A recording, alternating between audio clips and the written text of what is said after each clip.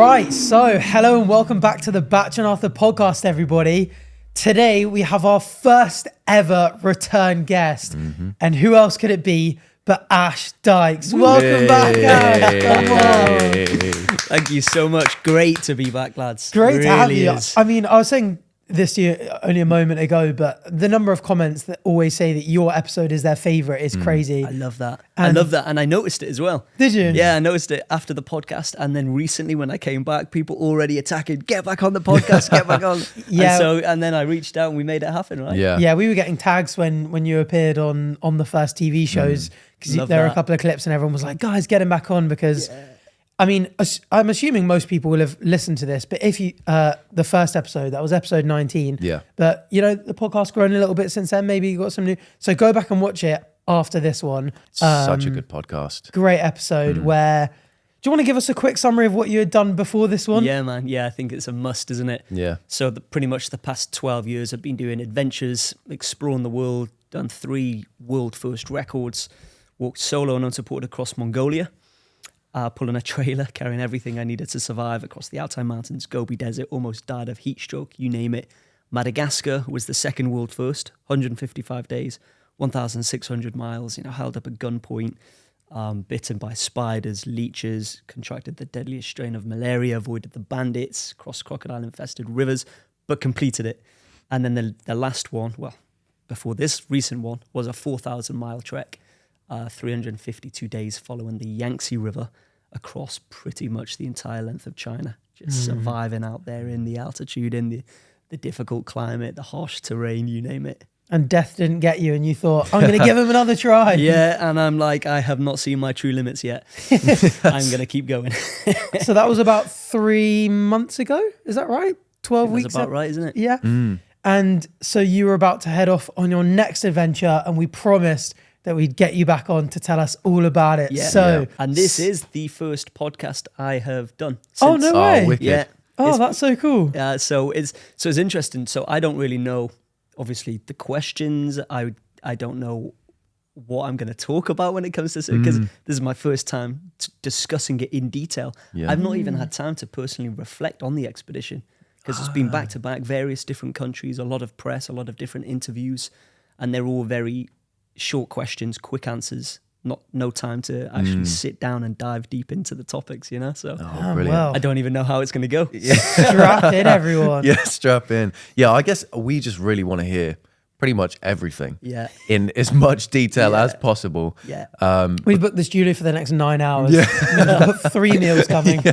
3 meals, full courses coming out. Yeah. So first of all, I guess it's probably a good place to start, like why Suriname and why you chose to do this mission. Yeah, so Suriname in South America, just north of Brazil, in the Amazon. I think one of the reasons why I wanted to go to Suriname is when people talk about South America, they talk about Brazil, Peru, Venezuela, Ecuador, Argentina, these places that everyone is familiar with. But Suriname, no one really talks about Suriname, no one really goes there. But yet it's the greenest country on the planet. Literally 93% of the entire country is just covered in pure jungle. And so there's more trees per square kilometer than any other country in the world. So straight away for me, I was kind of like, wow, okay. So effectively, Suriname is the true Amazon. Like, it's not being chopped down, no illegal loggers, it's relatively untouched for now. That might change in the future. But right now, it is relatively untouched. So I knew that doing something in the Amazon, doing it in Suriname, where it's its purest, would offer me the wildest adventures. I would see all sorts of wildlife. I'd be amongst nature. I would be totally cut off from the world as well, which would make it harder because, there's no people, meaning there's no food, there's not necessarily water. And so I was just instantly hooked with Suriname. And then when the idea of the Coppename River to travel from source to sea, and yet getting to the source was difficult, and finding a place to even land the helicopter near the source was difficult. With all of these question marks, I was like, this is not an adventure, this is a mission. This is going to be hard to get in and get out, having successfully completed it. So I was just buzzing for this. And we've got a bit of a spoiler because you're sat here. You did survive. Yeah. I did. So does anyone really care? Does anyone really care about what happened? Now we know the end result. Survived the end. No, wait till the end to find out if this is a hologram or if Ash did survive. AI is getting good. Yeah, exactly. Yeah. This is just Lara with a face and voice changer on. So do you want to just tell us from the start? So where did you leave and where did you land and go from there? You arrive in Paramaribo, which is the capital city of Suriname. And that's weird because you fly from the UK. So you're flying like, I don't know how long the flight was, maybe 9 to 10 hours. So 9 hours or 9.5 hours of that is just ocean. It's the Atlantic Ocean you're flying over. And then all of a sudden you hit the land of Suriname. It's just jungle. So me and Jacob, the producer, looking out the window, and we're like, that looks nice, doesn't it? But then also like, that's pretty dense, isn't it? Also like intimidated. We're like, Jesus, okay. And we land, we meet the lads. So the people that did that was Jacob Hudson, the producer, Dick Locke, cool name. Yeah, he was a guy who lives out in Suriname, but he's Dutch. And then Matt Wallace, who is Scottish, but also lives out in Suriname. So we met them for the first time. We'd never met these lads before. And we were about to spend, anticipated the journey was to take around 50 days with these lads. Imagine you couldn't stand them. I know, right? And you've already committed. After 2 days, you're like, oh shit, can't stand them. You're only in the I'm city. turning back. You see there's a poisonous scorpion going towards his bed and you're like, no, I won't tell him. I'll let him sleep. He's had a long day, I'll let him rest. And so that was a very real element to it. Like, will we all get along? We've never even, apart from Zoom calls. Yeah. But we met up, we got on. We were going through all of the packing, making sure we have everything, going through the setup of the kayaks. This was all in the capital. And then already I think there were issues because we all had too much kit and we only had 1 or 2 helicopter trips, but we needed to now get a 3rd helicopter trip in. And so me and Matt needed to travel upstream of a different river up the Suriname to get as close to the source as we could, which wasn't that close at all. And then the 2 other lads, Jacob and Dick, went by helicopter. So they were in the helicopter looking out of the windows, looking for a place to land. But as you're flying over the helicopter, you're seeing spider monkeys, toucans, macaws, all sorts of wildlife just right down there. And there's nothing, no one, no people. Just animals. Yeah, and now you have to actively search for a place that is either wide enough where you can lower the helicopter and jump out, which we didn't want to do that because we had so much electronics, so much kit, or luckily, hopefully find a place to land. And they did find a place to land the helicopter. They jumped out, the helicopter then came back to meet us because we were traveling upstream of a different river. So there was 2 or 3 stops altogether and a lot of kit. You're talking around 50 kilograms each. With the kayaks, Wow. Well, I saw a video actually that you posted of all the kit and there was just loads. So much just kit. All over the place. Yeah. And then there was a point where we had all of the food out as well. And I'm used to do my expeditions with minimal food. And I think the lads, if they could change any one thing, it would be this. But with me, I was kind of like, I think we need to cut that food in half. Like get rid of 50%. We don't need that much. So, turns out we probably did need that much. Well, you said you lost 10 kilograms. We were really hungry. The biggest topic was food. Really? Yeah, food was the biggest topic throughout the journey. Like to a point where, there's four men traveling the Amazon and at 1 o'clock in the afternoon, we'd have 1 pack of cashew nuts to share between 4 people. No way. And we would be counting. Like if Dick had an extra peanut, nah. That's not good. He's dead. We're like, we need to share that extra peanut. That's oh wow. Yeah, it got bad. But anyway, at the Did beginning, any of the other guys start looking a bit tasty at one point? You're like, we could do without him. Have a nice barbecue for the night. You know what was funny actually is when I saw Jacob, we were all just sat down, hacking through the jungle. We were sat down, and I look over and I see Jacob on his phone, leaning up against his backpack, just swiping through food photos. Why is he doing it to himself? It was like each time he ate a peanut, he would like go to a picture of a pie. And visualize Oh something my goodness. And we all then started to do that every evening in the hammock. Guilty. Wow. So you're having these big banquets, but it's just a peanut. Yeah, every time. Yeah, and our intake was probably about 800 to 1,000 calories a day. Oh no. But we're burning through, I don't know, 5, sometimes 6, sometimes 7,000 calories, I guess. Was there any sort of living off the fat of the land? Were you scavenging insects and that sort of stuff? Yeah, we would. So there was this tree that offered out Cecropiatops. It's kind of like this vegetable. And it's interesting how this happened. It was Dick, who's lived out there for 10 years, and he's observed the spider monkey. And it's known that we, as humans, can eat anything the black spider monkey can eat. Oh, really? And he noticed that the spider monkey was eating this sort of vegetable that all of the rest of the animals leave alone. And so he doesn't think it's a known recipe, actually. He doesn't think that anyone else does it. But each time we would come across that tree, we'd pull off these Cecropiatops, chop them up, and it's like our only means of vegetables. Yeah. And what did it taste like? What was it like? It tastes almost like a mix of chopped up salad and veg, I would say. Yeah. It's its own thing, though. I couldn't really identify like I wouldn't say carrots, I wouldn't say Brussels, I wouldn't, you know? Yeah. It was a weird, very nice though, because you throw in a little bit of herbs and spices and fry it up. It was really good, especially when you're that hungry. Yeah. Anything extra than peanuts was a good day. Yeah. But then we would fish. Yeah, we would fish. There were some stuff out there that we did capture from the land that I'll never be able to discuss. Really? Wow. Yeah. He ate a whole family. Yeah, which is a shame. I would love to one day get permission, because I think it's in the name of survival, you know. Yeah. Permission to eat a family is. Yeah, exactly. I don't think anyone, if you're losing weight as rapidly as you were, is going to hold it against you that you were surviving on. Yeah, exactly that. Yeah. Exactly that. What can you tell us though that you did eat? That's we ate Pirhana. Interesting. Uno reverse card on those. Taste of their own medicine there. Interestingly enough, I didn't know this, but cutting is a thing. It was the lads who showed me this out there, Dick and Matt, and they said at night time the fish come in to sleep, come in like to the riverbank, and just stay close to the rocks and just sleeping underwater. So you go off with your machete at sunset, and you can just crack on the back of the head stingray, piranha, wolffish, bass fish.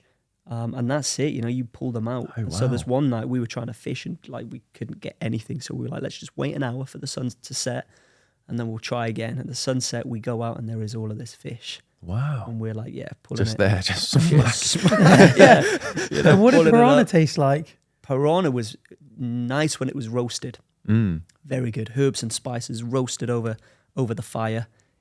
In a soup, it's very bony, and it's hard to descale. Lots of mini scales, but they're big out there. They are the piranhas. Wow. Like when we think of like the red belly piranha, they're about this big, right? Yeah. Like hundreds of them, and they take away the flesh off bones. But these piranha that we're dealing with are like this big, which is Massive. what, a foot, just over. What are they eating to get that big? I know, right? Oh, Yeah, they're eating all sorts. We would actually have iguana falling out the trees constantly. really? Yeah, all around us, the iguana just dropping out the tree. They would see us coming.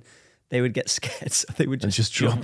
They're like, they're safe up there. We're not getting to them, but they would just like, oh no. that's not a great survival instinct, is it? Just jump. Fuck. It was that. We couldn't help but cry. Imagine every humans time. had that if you're like scared of heights. Like, that's kind of you launch yourself off. And the belly flops, honestly, really? some sounded painful. Yeah. Crikey. To be fair, if they've probably never seen a human before. Yeah. Let alone, What let the alone, hell is that? let alone 4 men sharing peanuts on like these big kayak things going down. They're thinking, what the fuck? That's it. They were done. Honestly, we didn't understand that survival instinct. Like, well, now I can see you, and now I know you're on my level in the water. Can they swim? Yeah, they can swim. Yeah. They can And swim they quite would well. jump in, and they would get like bitten by piranha, by wolffish. really? So they would pop up at the other side, and the guts hanging out. Oh, no.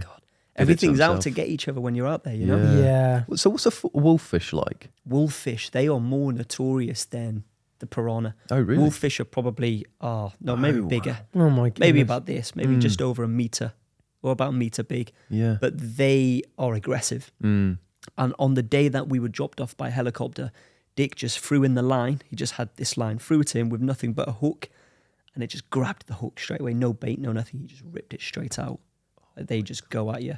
Wow. And so sometimes if you're kayaking and you're really hot and you want to put your hands in the water, you remember the wolffish. Oh, yeah. You're like, I'm not going to do Yeah, that. because they've been known to take hands off, and take your calf out if you're walking in the river.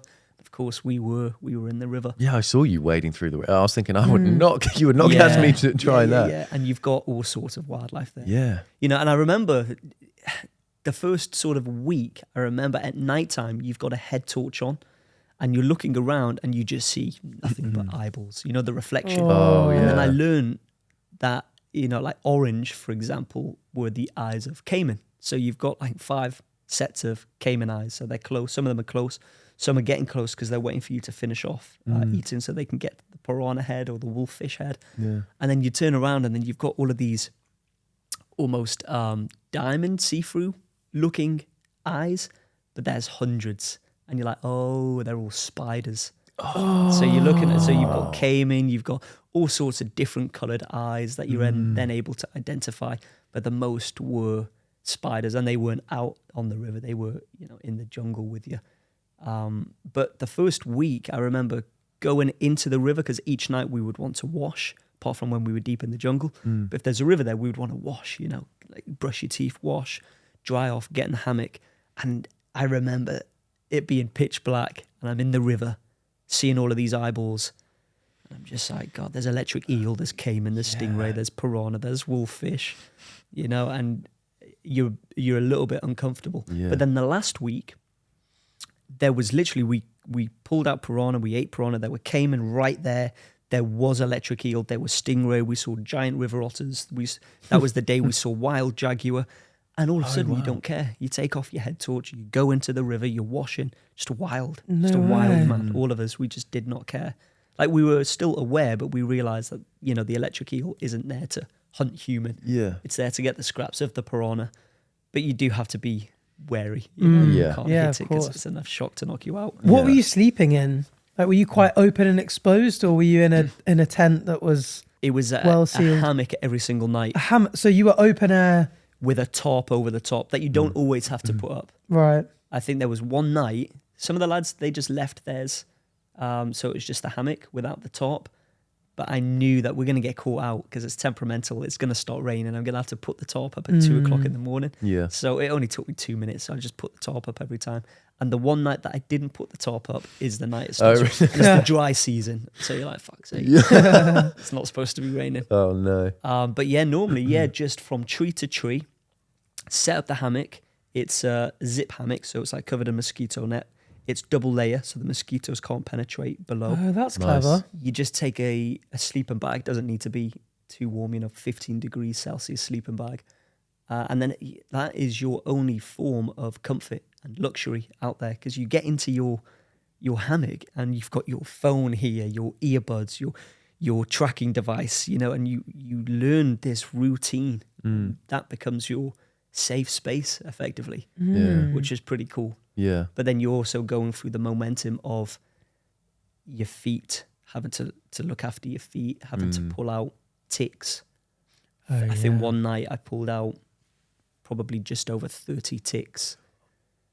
And they're tiny ticks. Wow. That's the worst. Yeah. They're tiny little everywhere. Like I had one tick bite me on my bell end. Oh, no way. That's not it honestly felt like a hornet had stung me in my fingers. Oh, no. I just dropped everything, took down my pants. And I had to, it was this tiny little tick. Oh, that's so painful. Oh my God, what a place to choose. I know. I'm like, how did it get there?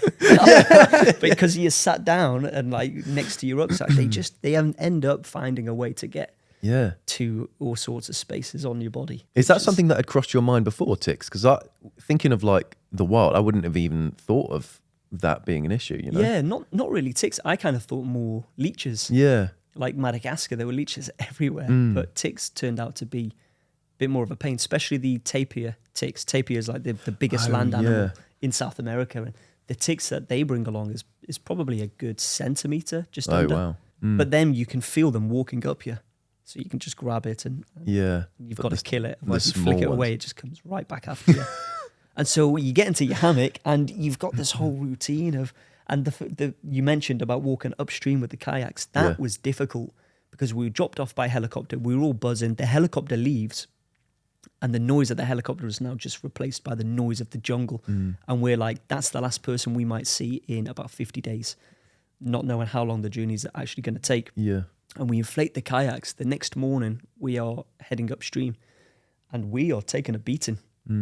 We are bashing our shins, our knees. I lost 3 toenails. Wow. Like we're talking within 3 days. And then on my big toe, I must have caught it on something. I don't fully know how it happened, and I don't fully know how it recovered.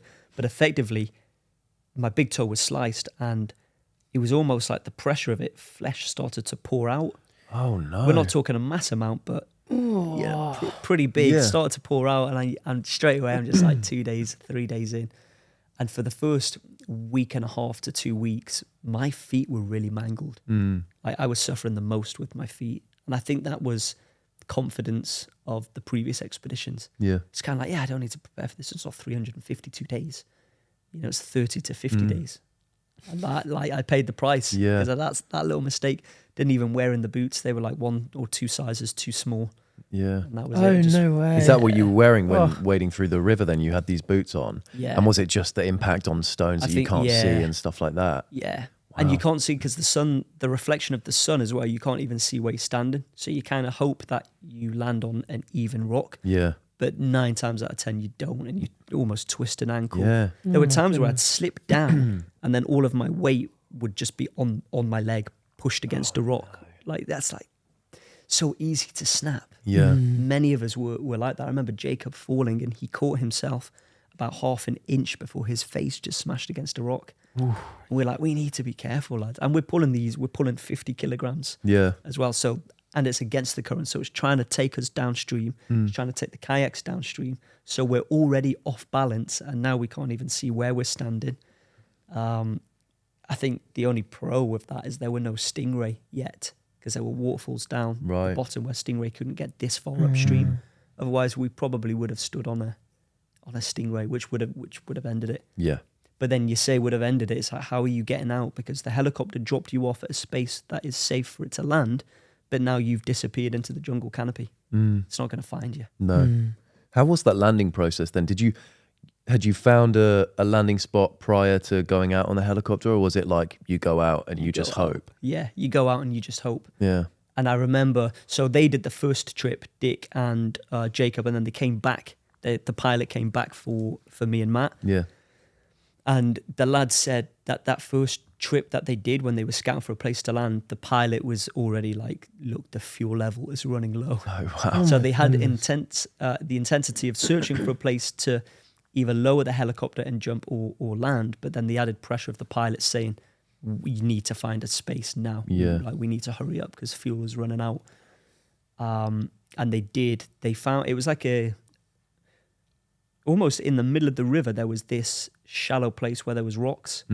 And the pilot looked at that and apparently said, yeah, I feel confident enough to be able to land here. And he did. And what was weird is when he landed, like the jungle looked really small, but vast. Like it just goes on and on and on. It's really intimidating because you're flying over and you're like, fucking hell. There's no communities, there's no towns, there's no people whatsoever. And you're going 10 minutes, 20 minutes, an hour and a half. And you're just like, fuck, something goes wrong, we break a leg. This is the worst possible place to be. In some aspects, if you compare the environments, like desert, jungle, maybe desert would be because there's no water, right? But still, it's hard to find. You're going to have to create a smoke signal. And then obviously as he's flying over, he'll be able to see the smoke. But either way, you're flying over and it looks small below the helicopter. But when the helicopter lands, it looks tiny. The trees are like way above it. And then this little thing flies off. Yeah. You're just like, that looked so pathetic. So insignificant, that little helicopter now flying away. But yeah, when we landed, the first job was then search for the source, which for me was the thing that was getting to me the most because I knew how hard that would be.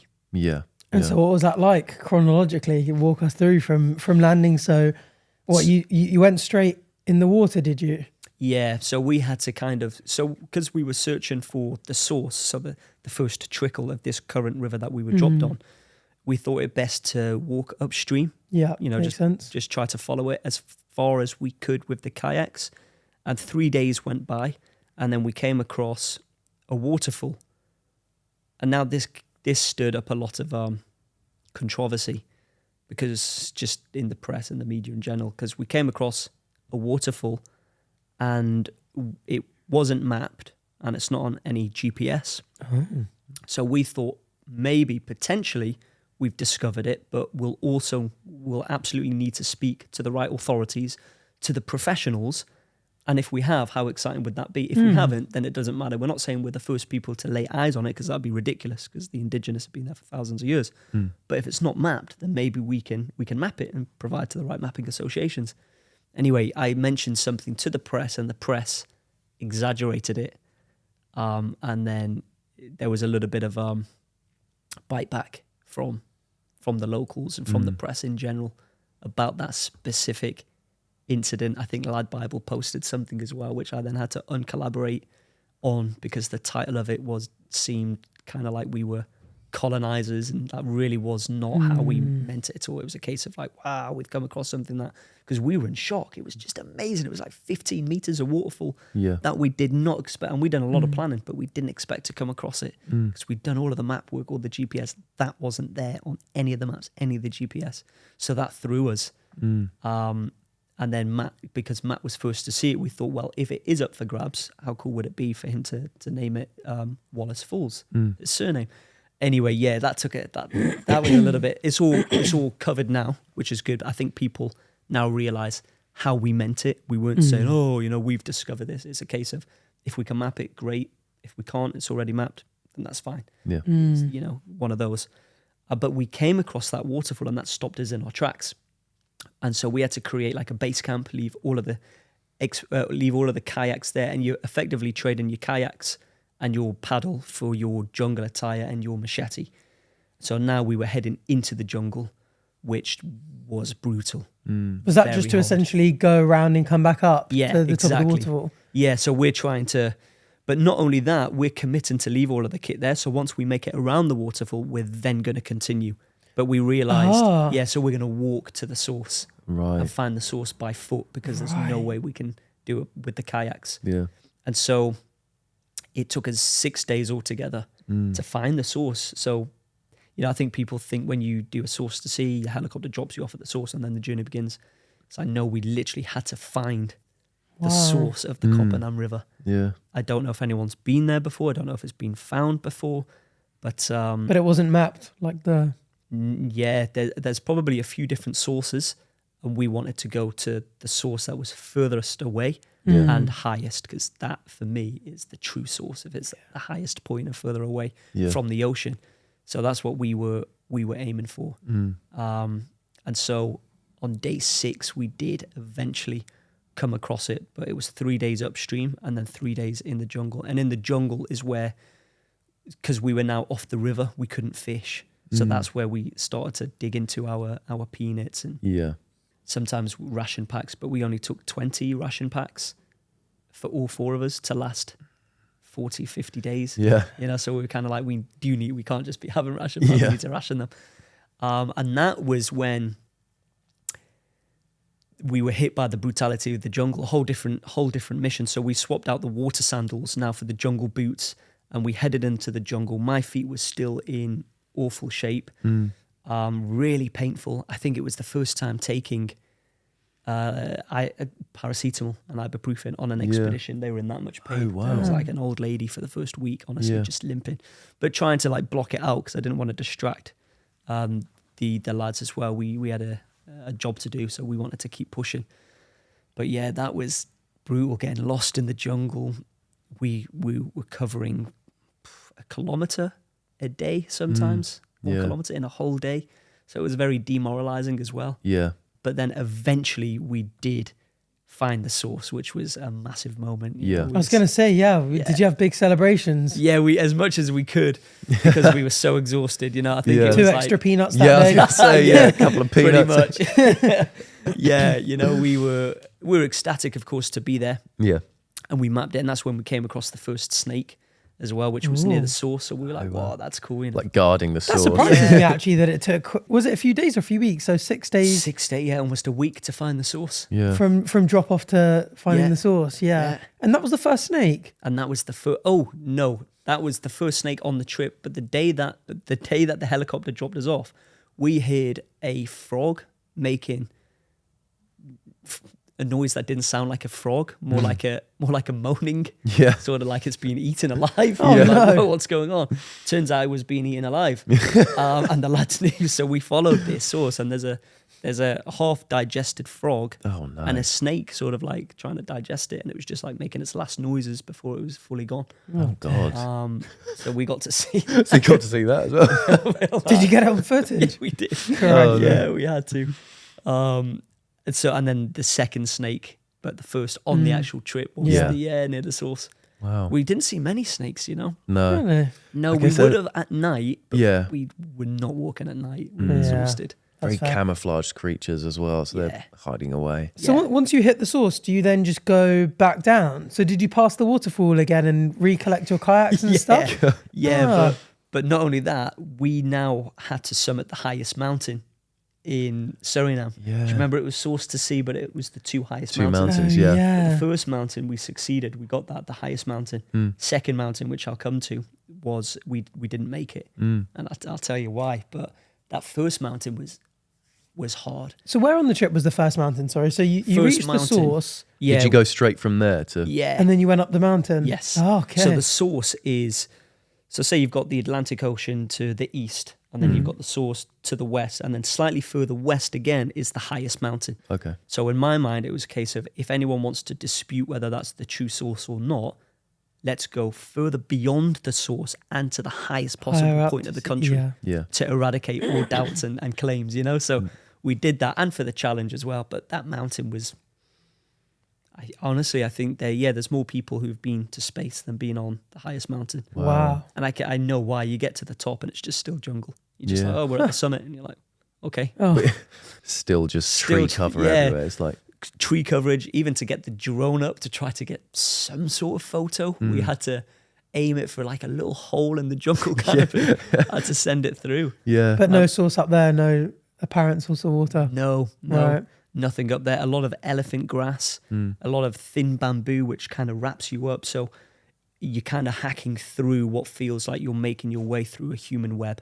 It tangles you up completely.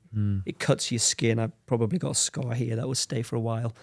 To a point where you feel so pathetic as well. Yeah. You're there with your machete and it tangles you up, and then it tangles your hand up. You're trying to machete. you can't do shit. All four of them just like, Honestly, if someone just filmed that moment, we would have looked so bad. And we get to the top and we're like, woo, we did it. Woo. Let's get off this mountain. This is Yeah. like not a nice mountain. But that was 16 hours that one Okay. day.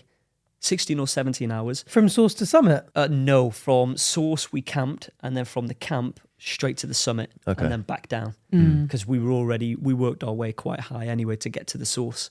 But we had about 500 calories that day. Oh, Dick hacked through as we were just hacking through, he hacked in you've got like these big leaves, picture like a banana leaf, Yeah. and then you've got nests underneath. And it could be a bee's nest, it could be a wasp's nest. Wow. Hard to see and hard to keep focus on every single thing you're hacking through. And he hacked through a bee's nest. Got absolutely no. battered by the bees. no. Yeah, like he was able dear. to push on. Matt did the same. He hacked through a wasp's nest, and that was it. They covered him, and then you just see where he is, and you just stay behind. Yeah, you're like, I'm not Wait, going, sorry, yeah. mate. You know, yeah. Were they like regular bees and wasps? Because I know you can get some out there which are like killer bees, killer wasps. Yeah, that like the one size of your sting head. just destroy you. Yeah, you can. You can get. I think you can get the African bees out there, Yeah, right? And I think they were a mix of the European bee and the African bee yeah. introduced to South America, and they flourished out there. So they're out there in big numbers. Yeah. I didn't see them, but I was warned about them. Like if one lands on you, do not kill it, because it sets off that whole pheromone, and all of the rest will come at you. Oh yeah. goodness. And when they're exporting through the jungle, they move in thousands, and you can hear them before you see them, and they're just pretty much finding a new nest for the queen.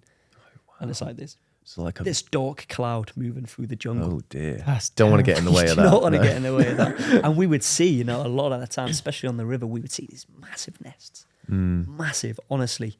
Some of them were probably, I don't know what, bigger than these two lights together. Oh my Like God. easy. No, maybe even bigger than that. Maybe Yeah. that wardrobe behind the drawers. Oh my God. Just on top of a tree. For audio listeners, that's about 2 meters. 2 meters, Yeah. By 2 meters 2 high by 1.5 meters. Yeah. It's a crikey. big nest. Yeah, so if you're like, oh, this looks like a good camping spot, and then you look up and there's something that big, Like that you're hanging let's above. just keep going, I reckon. Like the best place to camp. Maybe not. So you hit the summit, head Hit the back summit, down. went back down to find a scorpion in camp. Oh dear. This is when me and Jacob were still sort of breaking into it. Dick and Matt were like, oh, it's fine, it'll leave shortly. And I'm like, yeah, maybe we should remove that. And they're like, no, it'll leave by itself. I was like, is it venomous? Yeah, it's the most venomous in Suriname. Yeah, we should probably like move that then. Please. Yeah, maybe 3 or 4 times I said like, yeah, let's clear it. And then we go and it's gone. We don't know where it is. Oh no. Which is even worse. Straight in isn't your it? hammock. Yeah. And it was on the same tree as Jacob's hammock was strapped to. So we were It like, stung him in the nuts. and I forgot about the army ants as well. Army ants. Oh, The dear. army ants. This was before we made it to the source. This was the day before the source. So you get army ants out there and they pretty much come in their thousands, tens of thousands, hundreds of thousands. Probably more accurate to say hundreds of thousands, I reckon. And they pretty much cover the jungle floor and go after anything and everything in its path. And all of the insects, all of the smaller animals and big animals try to escape. So you've got all of these insects like running, climbing, flying, trying to escape. And if you don't escape, you're eaten and digested and carried, to the nest. Just absolutely cleared. It's a good thing because once they've gone through your camp and given it a good spring cleaning, there's no insects Nothing left. there. So you're just like, great, thanks, lads. Wow. So they're just this, literally like an army just moving through. Yeah, like and everywhere as well. They would easily cover like this whole, maybe 2-3 times dear. this. They're not big. Yeah. They're small, but they move in masses. Yeah. Do they have a bite? Like a. Yeah, they do. Yeah. Not that painful. Yeah. Still painful. But if you've not got- like if you're bullet like- ant painful. Yeah. And me and Jacob, we have a good meal, all of me and the lads, and we go back to the hammock, and I notice my top and my hammock is covered in, especially my top, the waterproof that goes over the hammock, is covered in army ants. So I'm like, oh no, we've got another, army ant raid, because we had it before, but they weren't too bad. And we're there, stood looking at the top, not thinking to look down at our feet, and we are surrounded by all of the. It happened like that. But Jacob was stood on a far worse bit. I managed to run, and then I tell Matt, and Matt is like, he's used to the jungle, been out there for years, and he's like, oh, it's fine, they'll pass through. And then he goes, and the next minute, he goes sprinting. So abort. And I'm like, oh shit, that's serious. And he's running. Yeah. That's serious. And then it's got 4 men on the riverbank, 4 grown-ass men on the riverbank hiding from these army ants. Army man. But Jacob has already got a shit ton up him, so he's screaming, no. get them off. Well, we obviously film it because it's hilarious. We help him, but he takes his shirt off, his trousers, and he's been attacked by these army ants. no. What, are they just biting him as they crawl up? Yeah, it, they like- just crawl up. They're just biting wherever they can. dear. Constant as well. So Yeah. he's like ripping It's so his shirt off. unnecessary, isn't it? Yeah, What just are you doing fuck this off. for? You didn't do You're not anything going to to eat me. You came into my house and then bit me. What the fuck is... Yeah, like literally Oh, ants in no. his pants, and he wasn't wearing boxer shorts that night. No. Oh no. Oh, Painful. dear. God, Painful. these creatures go straight for the penis for some reason. Okay, so once you got to the top of the highest mountain, Yes. then where did you head off from there? Back to the kit at the bottom of the waterfall. Yeah, that's right. Yeah, so as soon as we hit the summit, we came straight back down to collect the kit, and then we went from the source straight to the waterfall. Okay. And now we are back on the river. And so normally that would be the mission now of source to sea, but we threw an extra detour in there, a detour that would take us an extra 2 weeks. Yeah. A detour that at the time I was just like, why did we add this mountain? This was so unnecessary. We're here for the world first, not to summit the second highest mountain, but I had announced it. I said, that's something I'm going to do. So we all had to do it. And so we were following the river down, and we were back on the river now. So we were catching fish. We were eating. We were getting the Cecropia tops. We were seeing a lot more wildlife now as well. You've got this big capybara, which is the biggest rodent in the world. Can be about 80 kilograms in weight. They are They are you see massive. photos of them, and then I went to a zoo the other day that had one, and Yeah, they did are you? just gigantic. Yeah. Did you go up to one? Because they're super friendly, aren't they? Yeah. They're sort of like nature's homey. Like they're just they chill with everyone. Yeah. You see photos of them like sat next to crocodiles, like Just jags, no survival instinct. Yeah. For some reason, no one wants to kill or eat them. I don't know if they taste gross or they don't look like they taste particularly nice, do they? No. They look meaty though, don't they? They Yeah, do. that's true. Yeah, they're beefy things. They To be are fair, if you're beefy. hungry. But I think they've kind of adapted. So further down stream of the Coppename, they are hunted, and so they've been forced. As in by to, humans? Yeah. So Oh. they've been forced to be nocturnal, but naturally Oh, they're wow. not. So they roam through the night, Yeah. whereas naturally Oh. they should roam through the day. But up in the upper streams of the Coppename River, they were out during the day. But when we were there, they had never seen a human before. Yeah. For many of the capybara, it was probably their first and last time. So from Matt and Dick's experience, when they saw capybara, they would like make this loud. I don't know if you hear their noise. It's like really. It's kind of like a bark in a way. But they were kind of like the iguana. You wouldn't see them until they would like shout like "I'm here" and jump into the river. And And just jump.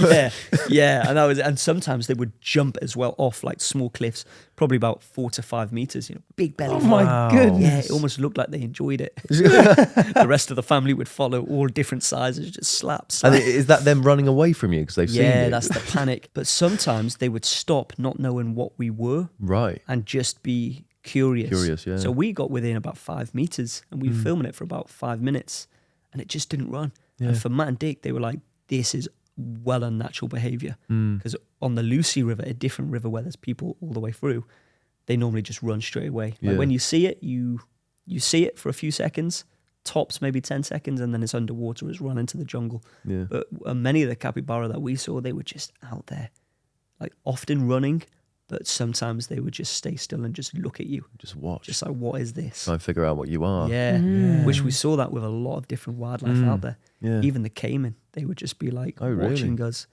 Are they a threat? Are they food? You know, what are they? And especially the jaguar that we came across.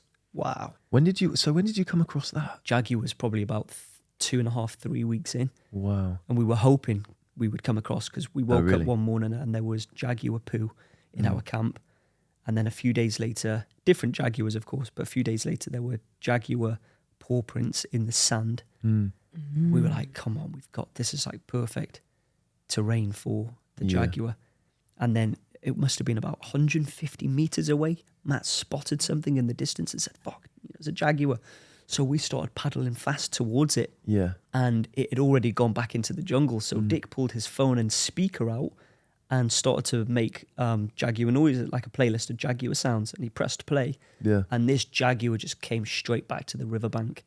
And it Wow. was just stood there right on the edge. We must have been about 10 meters away from it. Whoa. And it was just looking at all of us. And that, again, is the best sight. And bearing in mind, they've been there a decade. That's the best sign they've ever had. Normally it's at night time, and normally it's for a split second, never long enough for you to really get a photo. But we were there. I was making reels. I was taking selfies. Yeah. Properly, like camera kit, documentary footage. I wonder It if you was amazing. accidentally catfished it. Like you might have been playing jaguar mating sounds. Yeah, It makes I the think- journey and I then think we comes Probably in. were. Yeah. And then looks at you and is like, oh, Oh, brilliant. Where are the boobs? It's like, great. I This just had the isn't most normal. beautiful sounding jaguar lady ever. And now I've got world record adventurer Ash Dykes in Yeah, front of he me. looked so disappointed. And I just turned around and went straight back into the jungle. And we were like, wow, that was probably its first and last time ever seeing a human. Yeah. Because there was no people there. We went 34 days without seeing a Well, single human. That was something we spoke about because obviously so much of it was undocumented. Yeah. Yeah. You were wondering whether you were going to come across uncontacted tribes. And Yeah. so I take it that didn't happen. It didn't happen. No, we did see. So the first sign of humans that we came across was actually from the indigenous that were Oh, wow. probably there thousands of years ago. And it was in the form of carvings where they used to sharpen their tools on the cool. rocks, Oh, wow. Wow. which was crazy because we were stood there. Because it's easy to see something like that and like think, oh, that's so cool, get a photo, get a video. But the time that you can actually reflect on it, and I remember being stood there looking at that, just trying to throw myself, being here in the moment now, trying to throw myself back in time, thinking they were here, let's say, I don't know, 5,000, 10,000 years ago, might not have even been that long ago, could have even been longer, but let's say 10,000 years ago, sharpening their tools. You can see that they were here for a very long time. they would have been looking at this exact same unchanged view that I'm looking at right now. Yeah. And there's very few places that you can go in the world where the surrounding is literally practically 100% unchanged. Yeah. That's so It's a true. really interesting Right, thought. most places now, like the carvings in Egypt, let's say, they've created an entire museum around it. You know, and that is the same with most places around the world. But here are engravings, carvings from the indigenous, the original sort of ancestors that lived there back then, who would have been catching the same fish as we're catching from this exact same river, looking at this exact same view. And it was just bizarre. Yeah, So, that's really interesting. Yeah, That's right. so cool. Yeah, that is really cool. So it would be like amazing to get a glimpse. But what were they doing? What were their beliefs? What were their thoughts? What were their fears? What were they doing it for? What did they call that waterfall? Yeah, Yeah. That's the definitely first not one. Wallace Falls. Yeah. Yeah. Did you see any other signs of like human life, or were those carvings the first and last things that you They saw? were that we saw. I think we came across 2 or 3 altogether Oh, cool. along the river, Yeah. which was amazing to come across. Like, it was amazing to think that the only human life we came across wasn't modern humans. Yeah. It was actually, that's how untouched this Yeah. region is. And the fact that we didn't come across any but then you think of how huge the Amazon is, and we were only following a tiny narrow line being the river. There could have been some surrounding us, but often we would say, we'd be in the middle of nowhere and we would say, I wonder how far away the nearest human is. We would often say like hundreds of kilometers away. Was it something that like kind of worried you in the back of your head? Like, what if there is like a tribe following us, or because they could be hostile? You never know. They could, yeah. Was it ever a fear at any point where you're thinking, ooh? Yeah, because you Don't didn't know see if I them, feel but that safe. doesn't mean they didn't see you. Yeah. I There mean, is they that. know the area well. There They is could have been that. watching you at night, and you would just be Yeah. none the wiser. There's this lady on Instagram actually who done something in the Amazon like 50, 60 years ago. And I shared a video on stories about that. And she said that exact same thing. She said they are out there. Just because you didn't see them doesn't mean they didn't see you. Yeah. It's like, who knows? Maybe they just I know would have better been- to stay a bit further away from the Yeah. river. They just go in and they go, I would have been very surprised, especially the region that we went beyond, let's say, past where we were dropped off by the helicopter, because there's not as many fish. And the indigenous, they still want to live a comfortable life, right? So they'll go where the best chances are catching good fish and frequent fish, where there's lots of water, where they don't have to worry, oh no, it's the dry season, this is going to be dry. So if there was going to be any indigenous, I would have thought it would have absolutely been on a river somewhere and much further downstream, not like near the Atlantic, but definitely not where it's just a trickle and you're not going to get any food up there. And that's why when we came across that waterfall, we were kind of like, there's no reason for indigenous to live here. There's nothing here for them. They can't get the piranha, they can't get the stingray, they can't get the bass fish. The only thing that they can get here is the wolf fish. Yeah. Occasionally, because it's very narrow, it's very shallow, would be an awful place to live. Yeah. Because then you can't feed your family. Yeah. So is it, you get into that mentality, you kind of start thinking, where would be a good place to live? And where we saw the carvings, I would look around and I'd be like, this is the best possible place to live as an indigenous community with your family. I fully understand why they chose here. Yeah. Just made sense. It's flat land, the jungle's slightly further away. You can kind of see over the horizon. The river is really wide, really deep. You've got rapids, so you've got place to wash and clean stuff, but you've also got the shallow areas, the deep areas, good for fishing. Yeah. You've got rocks as well, so not everything's going to get sandy and muddy. You've now got these rock formations that you can cook on, stand on, make a fire on. So it was, what is even crazy, I spoke to my girlfriend about this only yesterday, is the past 37 days I've been in the Amazon, right? In the middle of the jungle, living how we probably would have lived thousands of years ago.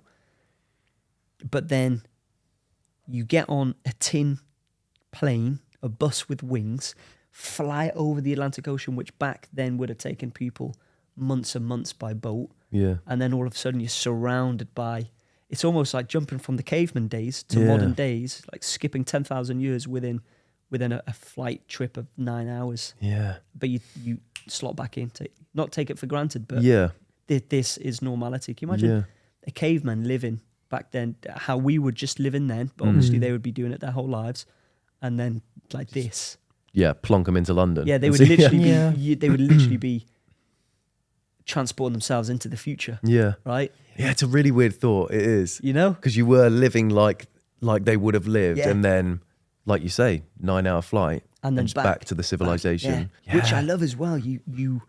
You appreciate it so much more. Yeah. I know that humans and our species gets a lot of stick. You know, oh, we pollute, we're greedy, but you can't help after experience what I've been through there and in other remote environments. You can't help but also be unbelievably proud of our species as well.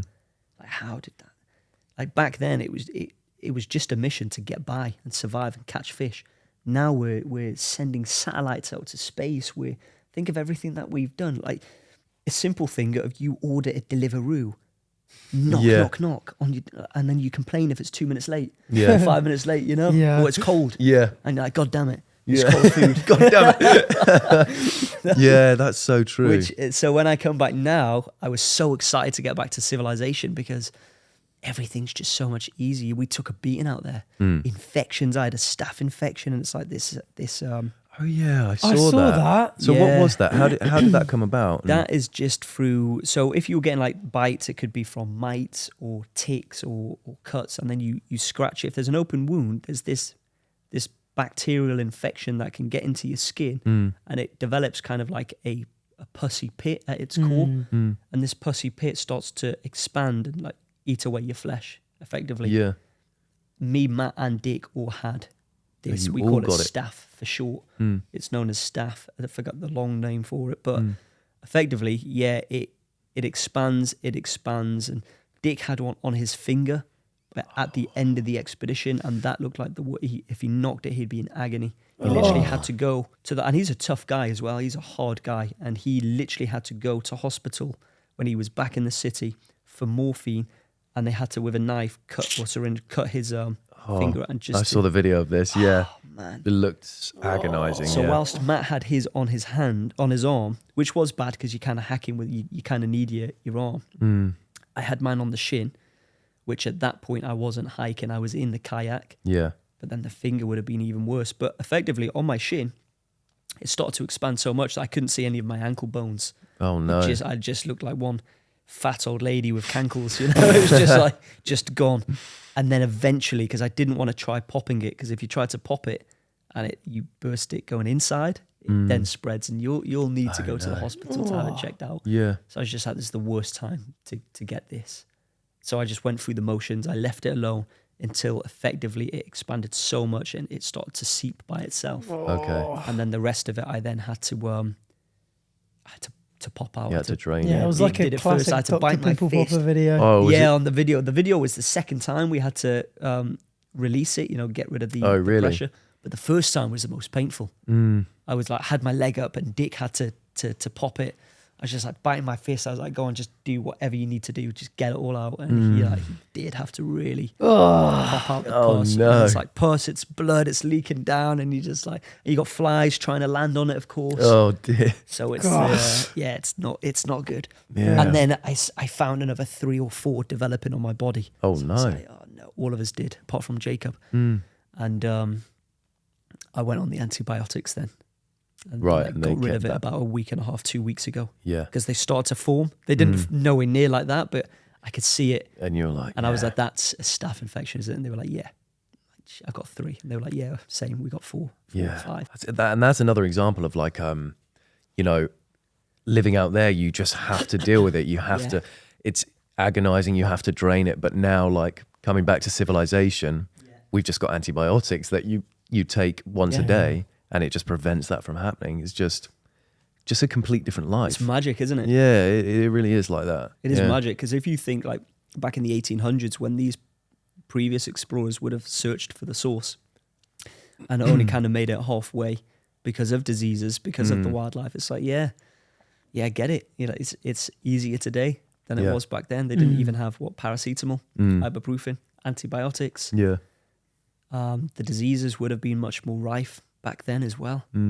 Probably infections that we don't have today or that we can cure like that. Yeah. Kind of like the plague in Madagascar. Yeah. You see that they're suffering from the plague, and that is also just antibiotics, isn't it, that you need. But they don't have that because they can't even afford the pills, which is the same price as a cup of coffee. They can't afford that, so they die over it. Yeah. Like, it's such a simple remedy. Mm. You would think, but you know, in rural places, they still don't have that. Yeah. It's, So that, so there were, you're right. A lot of people don't really think of that, and a lot of people also don't think about the food, the food that you need to catch. Yeah. You know, each night you've had a massive day, and we all four of us lads slipped into a routine that we would have a huge day, and at night time we still need to eat. So there's a race against time where you have to set up, you know, with a machete, clear the jungle, set up the hammock, put everything on charge, because you need to charge now using the sun, and then you need to fish. But then once you've got the fish, you need to gut and descale. You need to set up the fire. You need to cook the fish. You then need to wash, brush your teeth. So often we were in bed by, you know, pretty late, 10, 11, which is late in the jungle. Yeah. So it's constantly exhausting. And Yeah, then there's when no turning off, is there? Yeah, not really, because then you jump in the hammock and you've got to do the voice memo, because you're doing daily logs. You've got to pull 30 ticks off your skin. Yeah. You know, you've got to sort out the flesh hanging out your toe, or the toenails that are coming off. Do you leave them on? Do you pull them off? You know, it's like, Did you pull any off, or did you let them fall off by I pulled themselves? one off that I knew that this is going to get caught. If I'm going to put my sock on one day, it's just going to rip off, and it's going to be more painful. So you just... So I thought it's more controlled me doing it now. Yeah. Oh no, God! What a decision to have to make at night. Yeah, grim. Like, do I pull it off or? Yeah, and even the next morning. So that night, you leave your clothes outside. They're wet. Boxes, socks, everything. The boots, everything's wet. You're in the jungle, and then you wake up. You dry. You know, you put talcum powder on. You get some warm, dry boxer shorts on. But then that next morning, you have to take those dry boxer shorts off because you need to sleep in them that night. Yeah. Go straight back into all of your wet clothes for another 12, 14, 16 hours. No. So like it's just so uncomfortable. Yeah, and then you've got to be aware. You've got to be very vigilant. You've got to shake your clothes. You'd always check your boots. And you would always normally check your gloves too. Yeah. There was one morning Matt forgot to check his gloves. And he put his glove on and he received 2 nasty stings. Oh. He didn't know what from. Received 2 nasty stings. He was in agony, and we were like, oh no, this could be bad. This was before the second highest mountain, and we were like, oh shit, you know, what kind of sting is this? And then it took a while for us to find it. It was the most venomous scorpion in Suriname. Oh no. That stung him twice right here. And what happened to him? He was in agony for about 3 hours, and then the pain started to subside. He's actually received a sting from a bullet ant as well, and said that the scorpion sting was much, much worse. Oh Really? my goodness. And the bullet ant's notorious of being number one, right? And so, he was badly stung by that. But it was amazing that he just naturally recovered. No evacuation needed. Yeah. No pills. He took paracetamol, ibuprofen, killed the pain. Yeah. And we continued hacking. After 30 minutes, when he thought, I think I'm good to go, he said it kept coming in waves. Like you think, oh, okay, that's the worst over. And then it comes and like really sort of brings in the agony. And that was towards the second highest. So the second highest mountain is Tabletop Mountain. So it's this flat tabletop mountain. You're sort of hiking up, and we made it to the top of Table Mountain, but the summit was about 8 kilometers to the west, or to the east, I forgot now. And it's only an extra 150, 200 meters in elevation. So not much at all.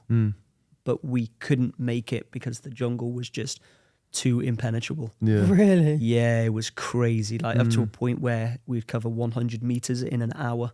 Wow. And we were like this. And we took, because we had a base camp, we left more food there at base camp. We pushed on thinking we'll get to the summit within 3 days. So we took like 3-4 days worth of food. But the way that we were going, Was that 9 peanuts? Yeah, 9 peanuts. I think, what was that at that point? Maybe lentils in the evening we would have, and peanuts during the day. Yeah. We would sometimes have a date each as well. Treat date. yourselves to a shake, a date each. Now you're getting greedy. It was that. And the jungle it never opened up. We went with the hope that eventually it's going to clear and we're going to push on. and we just couldn't make it. And I know that Dick had a certain amount of battery left on his drone to use for a specific shot that he wanted. And I was like, look, we need to use that battery to scout the land ahead. So we sent it up to see if it was, clearing, but it was more or less the same. Right. And then he said, if I've got signal on my satellite phone, because I took a sat phone, he wants to try to call someone he believes to have summited the mountain. And I managed to get signal. He called him, and that guy, he was maybe in his 60s. He was here years ago. He said that he also never made it. He was like, the closer you get to the summit, the more impenetrable it gets. Yeah. Which left us with the question of, has anyone summited the second highest mountain in Suriname? Yeah. And is that remains unanswered thus far? Unanswered, yeah. As far as the guy who's like 60s, 70s is concerned, like he doesn't believe anyone, because there's no need to go, because you're on Table, it's not like it's a horned mountain, you want to get to the top. Yeah. You're on Table Mountain, and the summit is like slightly higher than the lower part, but the lower part is the most beautiful. It's where research centers can go. It's where you've got all of these waterfalls. Yeah. It's like maybe the most beautiful place in Suriname. Yeah. Wow. And so, there's just no reason really to do the summit. And then, after he said that, we realized we could be doing a few hundred meters a day. Could take us a week or 2 weeks to cover a few more kilometers. Yeah. And you probably weren't gaining much if you already done the highest mountain. Yeah. It's like So we decided to get back to the main objective, which is Source to Sea. Yeah. And so, we turned around. was it a tough decision? Were you like, was it a bit of a blow? Were you like, oh, this, or was it like this isn't obvious? The day before, it was a tough decision. We were talking about the fact that if it's like this, if it continues to be like this, we need to turn back. And I remember saying, like, I'm not, I never have on any of my expeditions turned back. I've always found a way to do it. So I'm going to do it. And I think that made, especially Jacob, I think that made him concerned, because he knew that we are in for a rough ride. Yeah. But then the next day, it kind of almost made sense to turn back, because I was kind of like, well, if we mess ourselves up too much on this mountain, we can't complete the first, which is what this journey is all about. Yeah. And then that's when it comes into the whole team thing. They did ask me afterwards, they said, if you were solo, would you have done it?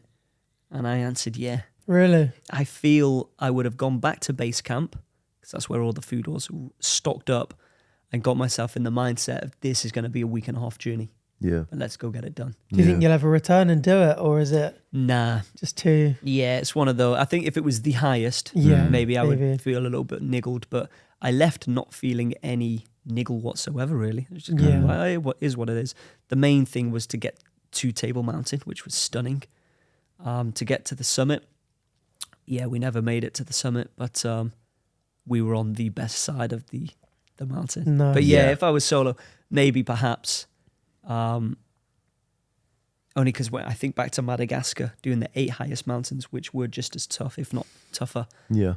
And that was 155 days, Yeah. So I was kind of like, I used to be like really anal like that. Got to get that done. Yeah. But this time, it was quite nice actually, this time to feel a little bit more laid back with it all, Yeah. As long as it's not the main objective. Yeah, That's exactly. a different story. So you made the decision to turn back. Is that when you then rejoined the river?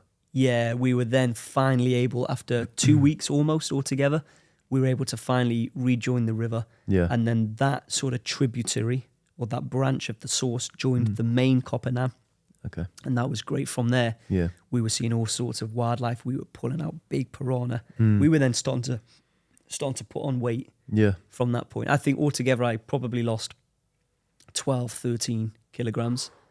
But by the time I finished the expedition, it was probably a total of 10 kilograms. You gained some back from the first year. I reckon. So you probably dropped the 13, 14 in literally the first 2 weeks. I think so. Yeah. Wow. Within the you must first have been on a 3 crazy weeks. deficit. Yeah, crazy. It was really bad. Yeah. Like we were, talking a lot about food. We were talking a lot about food. Food was the main thing. Yeah. To a point where I felt a little bit ill, missing. Like you're missing something so much. It was like that. I don't know if I would call it starvation. I wouldn't say we were.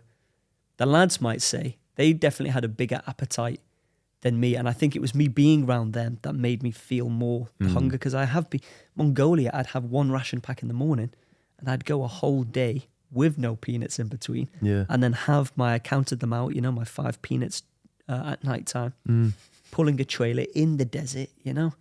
So I think that I was definitely much more at a point of starvation than here in the jungle. But because the lads continue to talk about food and show photos, like Playing I on your ended up mind. sending my girlfriend a list of requirements, a food list. The cupboard must be full to No. this. The fridge must stop. What kind of stuff were you craving? Can you give us a list? Chocolate spread.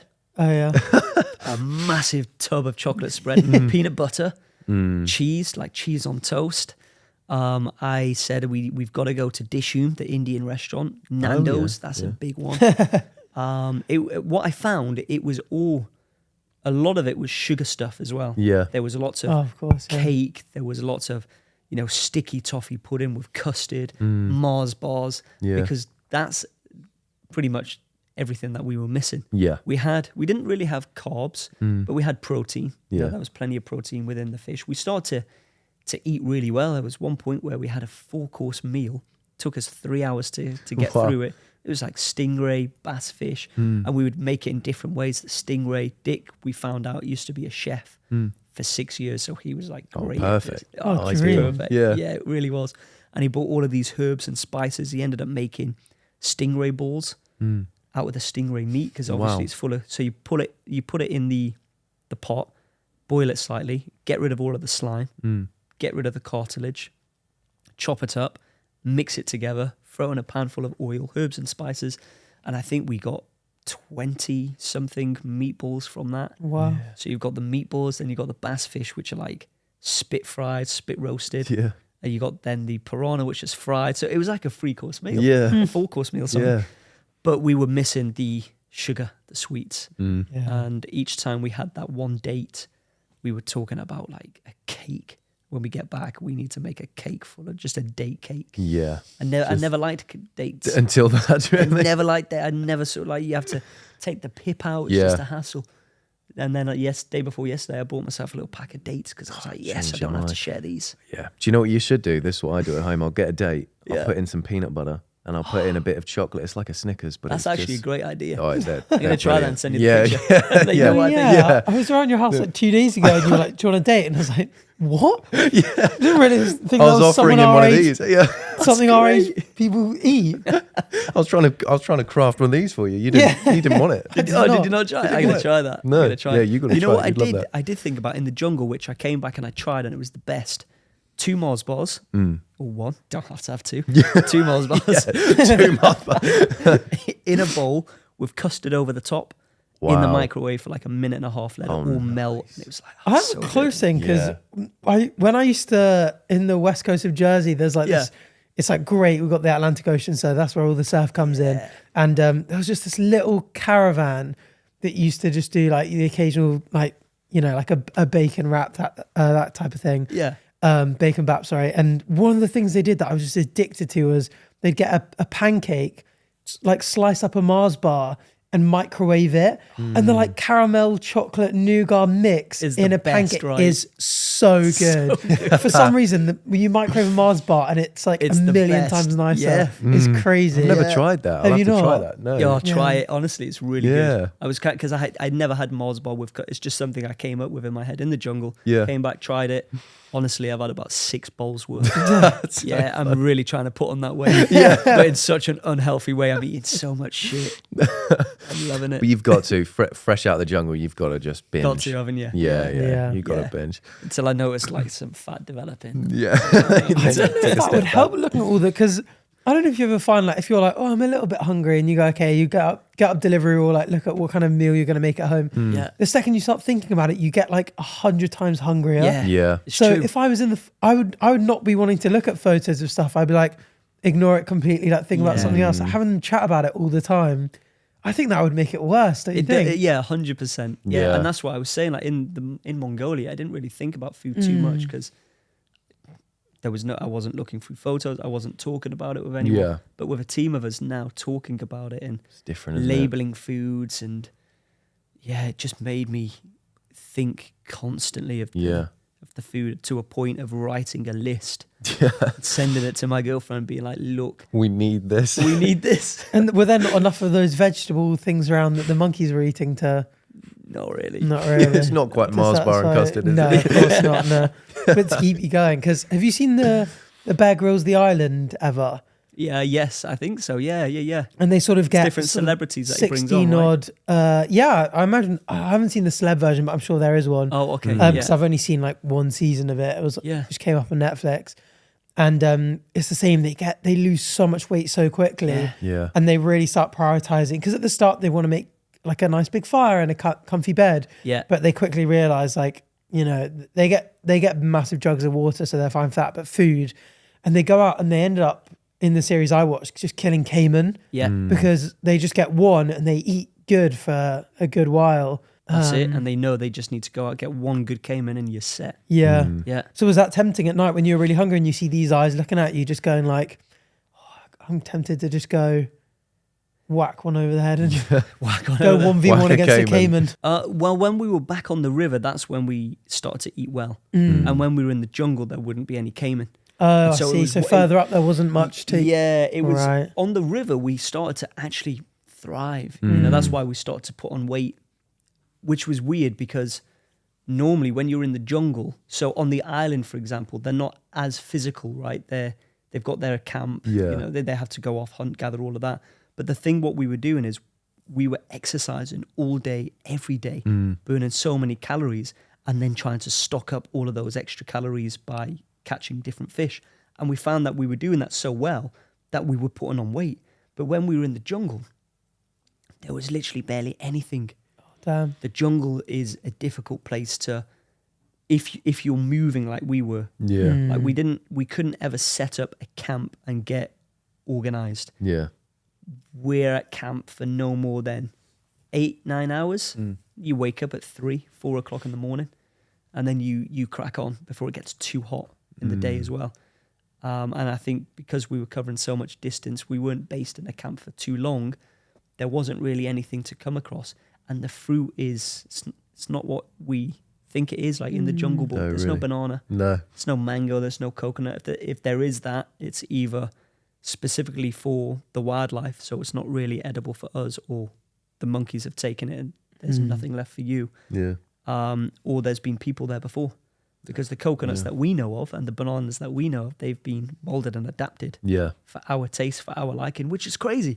I don't know why, but I kind of always thought, no, you go to a jungle, it's going to be bananas, mangoes, coconuts, but no. None of that, which is weird, right? Because you grow up watching the Jungle Book. You think there'd be fruit everywhere. Everywhere. But nothing. there's not. And everything's different. Like the papaya that we know is totally different out there. You almost wouldn't even recognize it. Because our fruits a lot of them are just genetically modified to have more flesh. Over. Because like most selective breeding over generations and generations. They're so different. Like most fruits in its natural form is just all like seed pretty much inside, isn't it? Not enjoyable. Yeah, exactly. And then we would like mix this and that seed, to make it as big as this, but as tasty as that. There's one rubbish looking plant that ended up giving us like broccoli, mustard seeds, cauliflower, all that kind of stuff. And you look at obviously a broccoli now and it's like, oh, there's so much to eat. It looks great. And you look at the original plant that we first started growing for it, and it looks tiny. And it's how is anyone ever looking at that and thinking...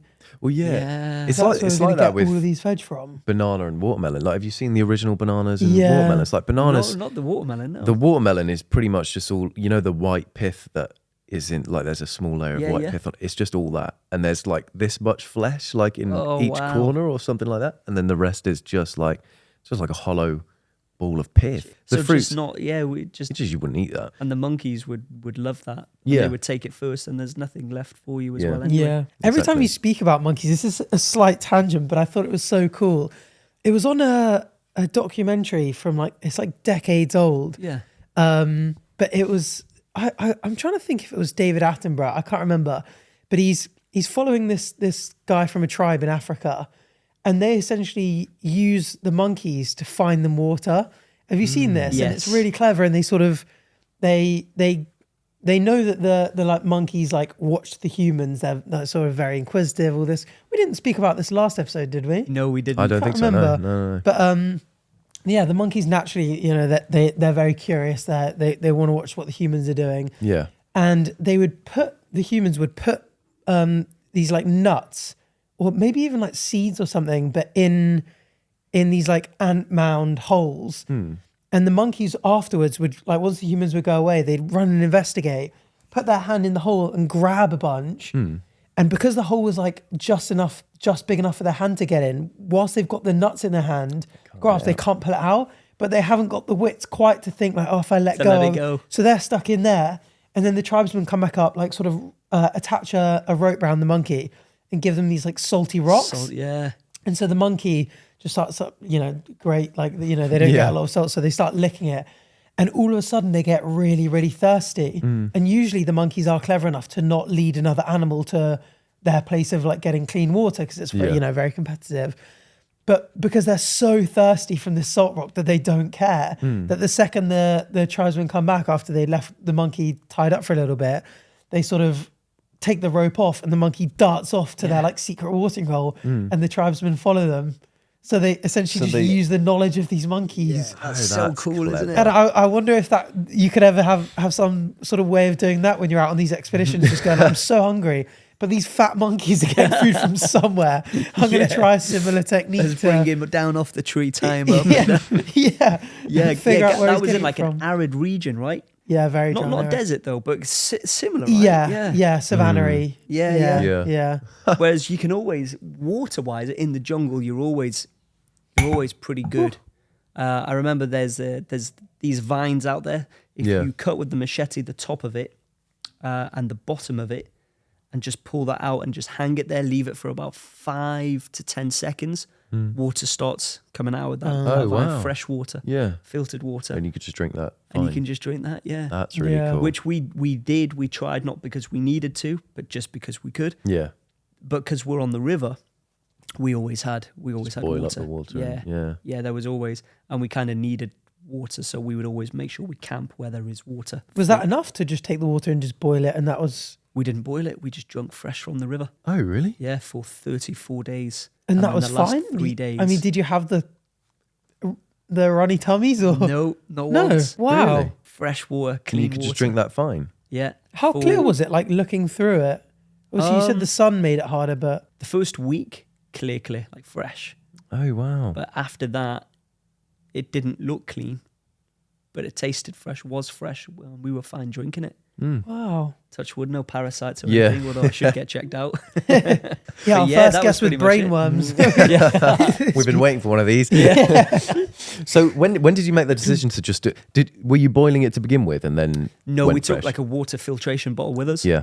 But with that bottle, you kind of have to suck hard through it to get water. And when you're really thirsty, You don't want to be doing that. yeah, you just want to drink straight away. And so for the first day, I was kind of like drinking from this filter. Yeah. And then I saw Matt and Dick just drinking fresh from the river. And I was thinking, why aren't I drinking fresh? Just from a day Why later. don't I do that? Yeah. A day, and you're like, I'm not sucking this thing for But then I was 50 kind days. especially that because as time goes on as well, the filter clogs up. Yeah. So can you imagine like day 30? Yeah. Oh man, Just for a honestly. little sip. Yeah. Horrible. You probably sweat more putting it in Yeah, you than do. would. Yeah. And so I was just like, right. I kind of knew that they would be doing that though, because they've lived out there and the body's used to that specific water. But then I thought, right, my body's just going to have to get familiar with it fast. Yeah. But Jacob too, he doesn't like do all of these crazy expeditions, and he started to drink fresh from the river, and he was fine. He was Really fine interesting. up until the last day. The sort of last 3 days was bad, where we had the boat burst because of the sun. No. And then Jacob had to jump in a boat with Matt, and we had to share his kit amongst all of us. So the boats were really heavy. Can you imagine that? Like you go all of that way and a boat just pops. Bang. Was the river really wide at this point? I mean, Really wide at that point, yeah. And it was just in the sun. You had to constantly deflate because it was really hot days. Yeah. 36 plus degrees Celsius.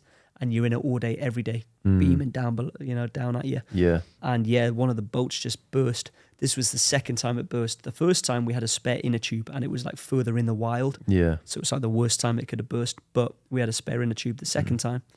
We're done, nothing. So we had to pack that burst boat away, split the kit, Matt and Jacob. And we would swap shifts as well. Yeah. 2 people paddling with each other. But Jacob had eaten...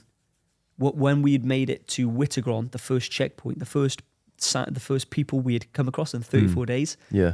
We were eating everything because there was a checkpoint there where food was dropped off for us, and we just ate everything. And because of that, Jacob like slipped into a food coma, couldn't finish the rest of his food. Yeah. The next morning, he fried his rice, like reheated it, ate it, and he was the only one that didn't finish his food from the night before and tried finishing the next morning. Yeah. So we guess it was that fried rice because it's something that none of us ate. And he was like suffering big time. Really? Severe diarrhea. Rice is one that people always say, like, Yeah, got to be careful if you don't do it properly, that can be very dangerous. Yeah, and it really was. For the next 3 days, the last 3 days, the hottest days as well, he was like fully dehydrated. He was having to jump aboard every 30 minutes and poo whilst holding onto the kayak 2 o'clock in the morning whilst we're still flowing. No way. And I say 2 o'clock in the morning. The last 3 days, we had to paddle all day, every day,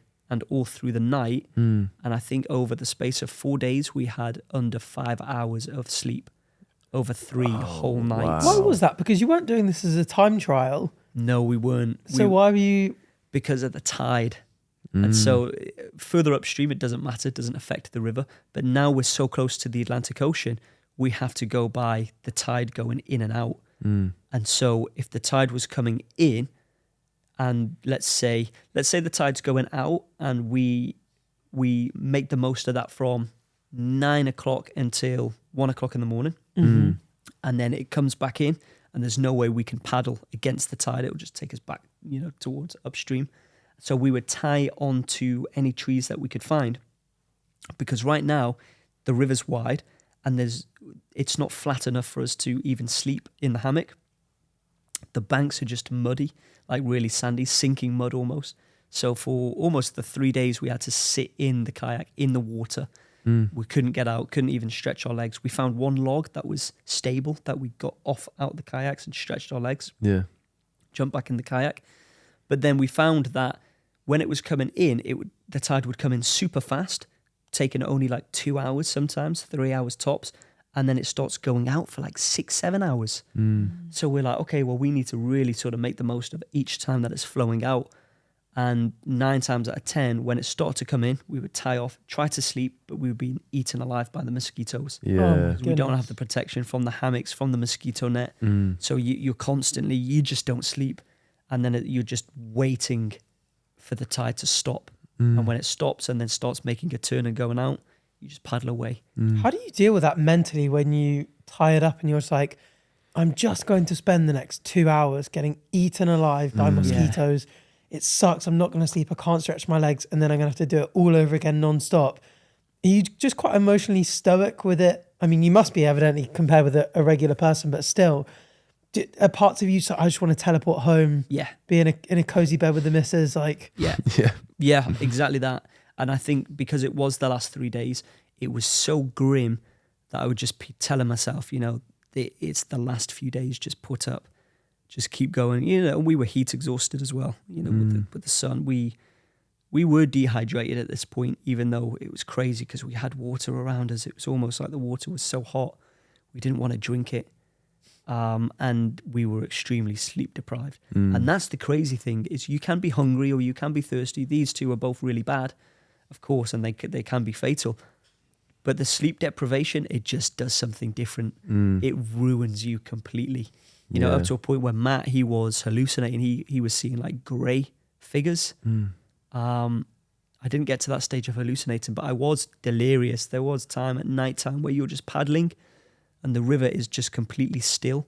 And so the starry sky is reflecting off the river. So it feels like you're just paddling through space. Yeah. And it almost feels like there's big waves and you're in the middle of the sea.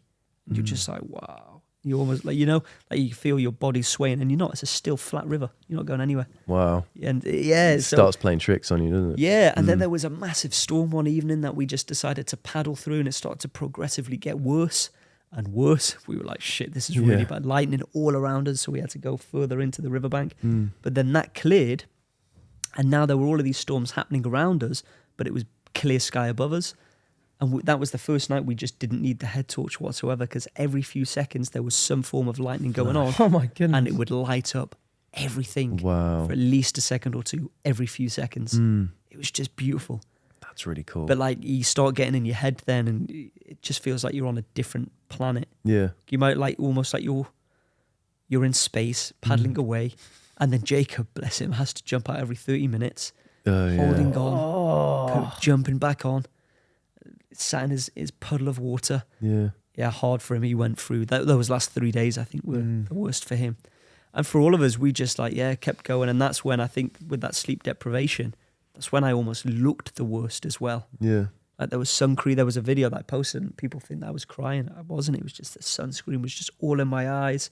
I had these black bags. My skin was slightly blue because of like the mosquito spray and the sun cream mixing in. Just ruined. Ruined.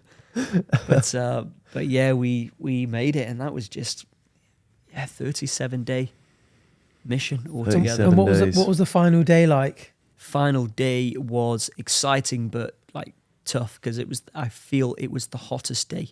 Oh no! And right now we've probably had 4 or 5 tops hours sleep over the past 4-day duration. Yeah. Oh my goodness. So we're at our worst.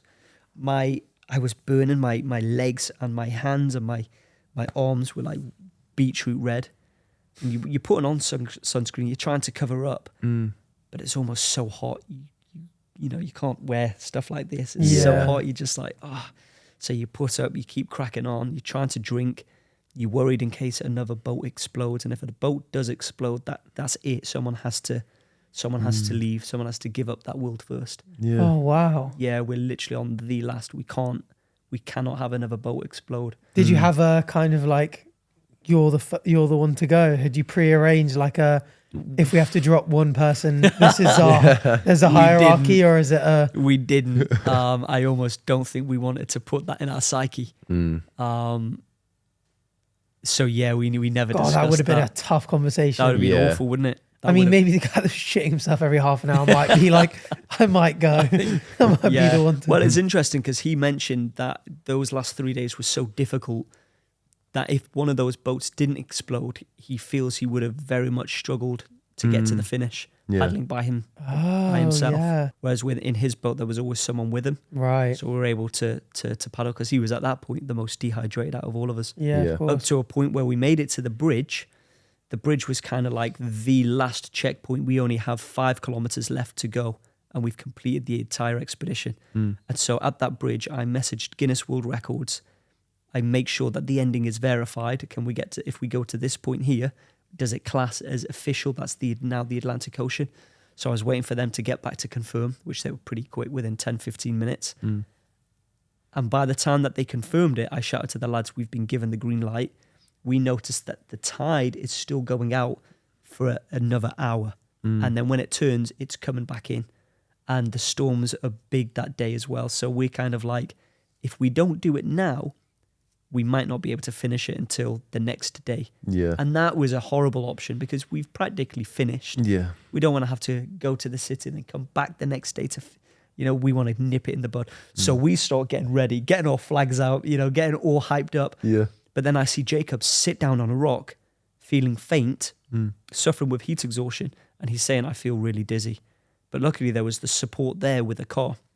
And I said, get in the car, drink water, get in the air conditioning for 5 minutes and then come back out and then we'll finish it. And he did. Luckily, he jumped in the car, AC, and then we were all shouting, come on, Jacob, we're ready, because the tide's starting to turn and we're like, we're at the ocean. So not only will it start to turn, there could be big waves that will just the just Atlantic take Ocean, us. Yeah. Huge. So we're kind of like, raring to get going. And then, he jumped on Matt's boat and we all just paddled towards the finish. And there was a boat that followed us out, a power boat, that we were able to put the boat on completion on that boat, then be taken back to the bridge. We were like, wow. What was that feeling like when it... The best, man. It was the best feeling. The best feeling. Seeing it, and then I kept looking back at this map, making sure it's legit, ready for Guinness World Records. And got to a point where I realised we've only got about 100 metres left. And then got to a point where we then did a countdown from 10. And we were counting down, and then that was it. We were all celebrating. And then that night, because of course we created that big list of food that we want. Yeah. But we also had a list of food that we want when we make it back to the city. Yeah. It's like a bucket of KFC chicken. It was pizza. It was Indian curry. It was just a everything. feast. Yeah. A feast. Was there any kind of worry that it would almost be too much when you, because I know with animals sometimes if they haven't eaten for ages and they eat, it can almost make them ill. Or was there anything like that where you go from not eating any sugar at all to having absolutely tons that you could like pass out and end up in, or you're not really thinking about it? Yeah, no, you're bang. There's 2 examples already that I can think of. Jacob in Whittegron, he like literally slipped into a food coma. And when I say food coma, there was a point where he physically couldn't stand, and we were sat on the bridge and we were ready to go to bed. I didn't realize whether you were using it like colloquially, like a food coma, like he just had a lot of nice food, but no, like he couldn't. We left him on the bridge. Yeah. And he then came back when he was ready to come back. Otherwise, he physically couldn't stand up. He said, if I stand up, I'm either I'm gonna pass out or I'm gonna vomit. He's just really, really uncomfortable. Yeah. Couldn't fit anything else in. And then the day that we finished, I don't know what fully went on with me, but I was eating so much. Like I was eating even more than the lads. I was eating everything. They were looking at me thinking, "Oh, you're disgusting." I was just eating everything like a fat disaster. And it got to a point where I think I had so much sugary shit that what developed was this almost heartburn and gastric reflux. Yeah. And so I remember the one night that we were most excited for was going to a Mexican restaurant, sitting at a table on a chair, ordering, food and drink. We got the enchilada, 1.5 big like this. And I remember I couldn't get it down me. I remember feeling 20% full from what I'd eaten so far, was still really hungry, but I couldn't get the food past physically this section here. Wow. Yeah, like from my throat to my stomach, because there was this real painful burning to a point where I'd need to stop for a couple of minutes, almost like indigestion times 10 with the fire burn, like the heartburn, and then this gastric reflux burn. And it got to a point where I was so intent on finishing this damn enchilada because I'd looked forward to it for a whole month. it would be 1 bite, 8 sips of water, 2 minutes rest. 1 bite. Oh no! 8 sips. Do it in sets. So the lads, they'd finished their dessert, and I'm still there trying to get through the second half of my It's like another challenge in itself, right?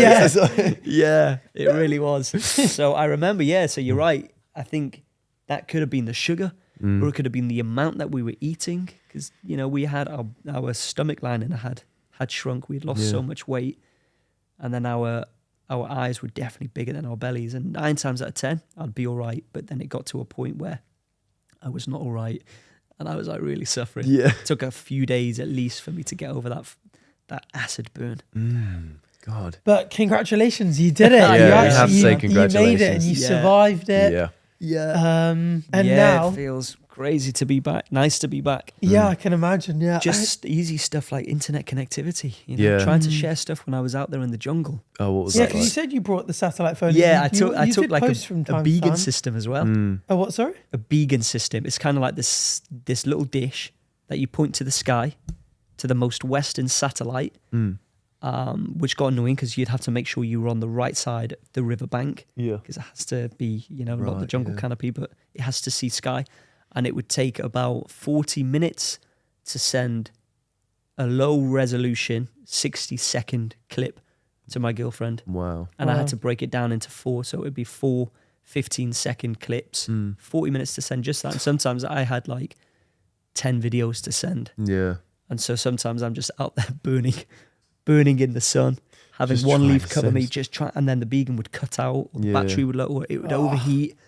And the lads would be like, I don't know how you're doing that. Yeah. And I'm never going to complain about Wi-Fi issues again uploading it. Yeah, right. And then I'm out there, but then people are saying, oh, we want to see more of this. We're like, fuck you. Do you realise how hard this is?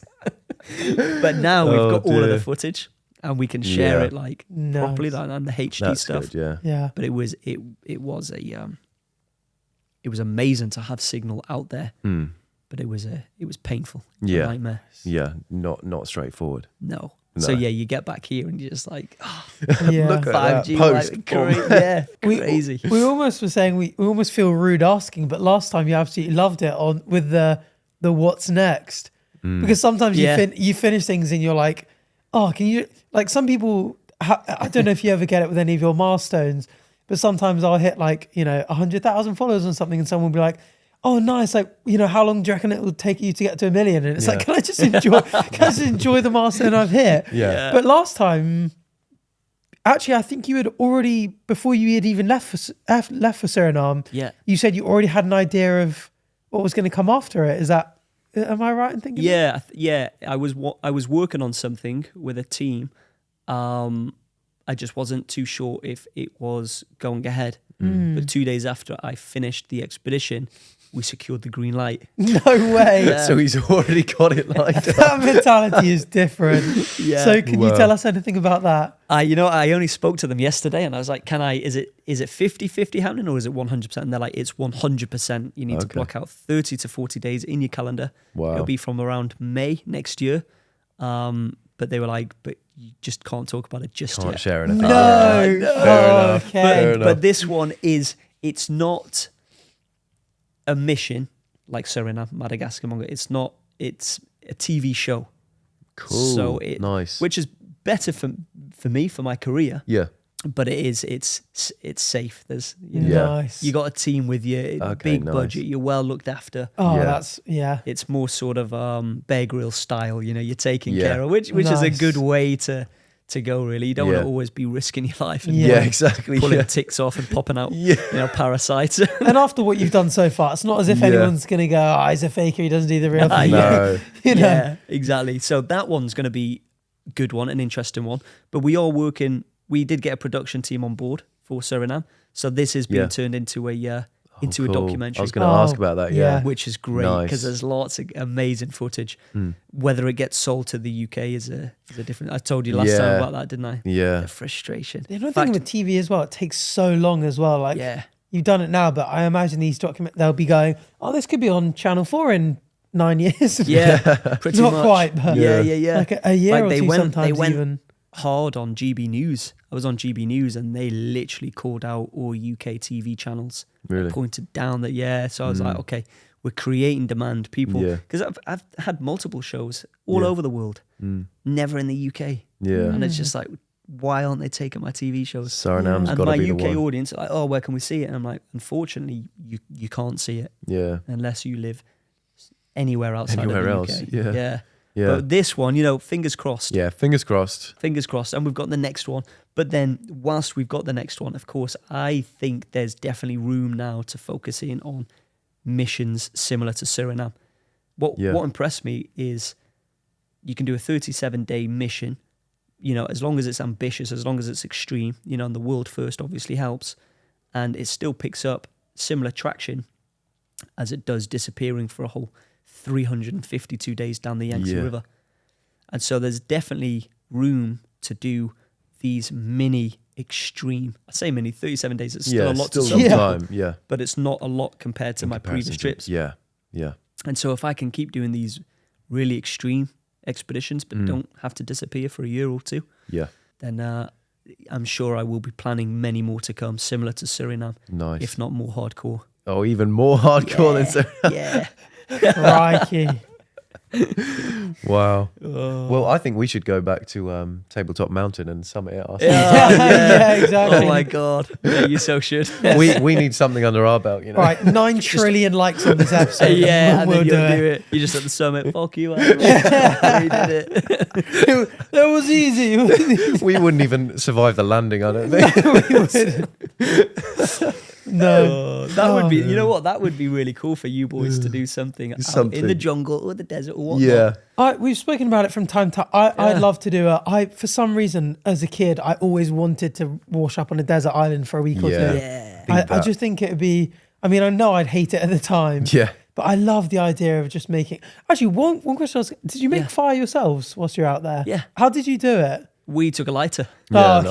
nice. Right. We took a lot, but you can use a flint as well. Yeah. I always take like the flint stick with me wherever I Nice. go. I often have used that many times. Yeah. But this time round, bit of oil, Had the kit. lighter. Oh, dream. Quite a quick Yeah. one, yeah. 'Cause Yeah. on the island, the hours they spend with wood Yeah. and rocks and stuff is... I mean, their whole thing is that they've got to go there with nothing, right? And they're not travelling as well during the day. They're all Yeah. in one spot. They've got one camp, so... Yeah. But you're right. Yeah. Yeah, you should so do that. You just watch yourself grow as well, and you just leave. almost becomes a bigger highlight after than during. Yeah. Like talking about these stories now, I talk in a way of like, I can't believe I survived that. Yeah.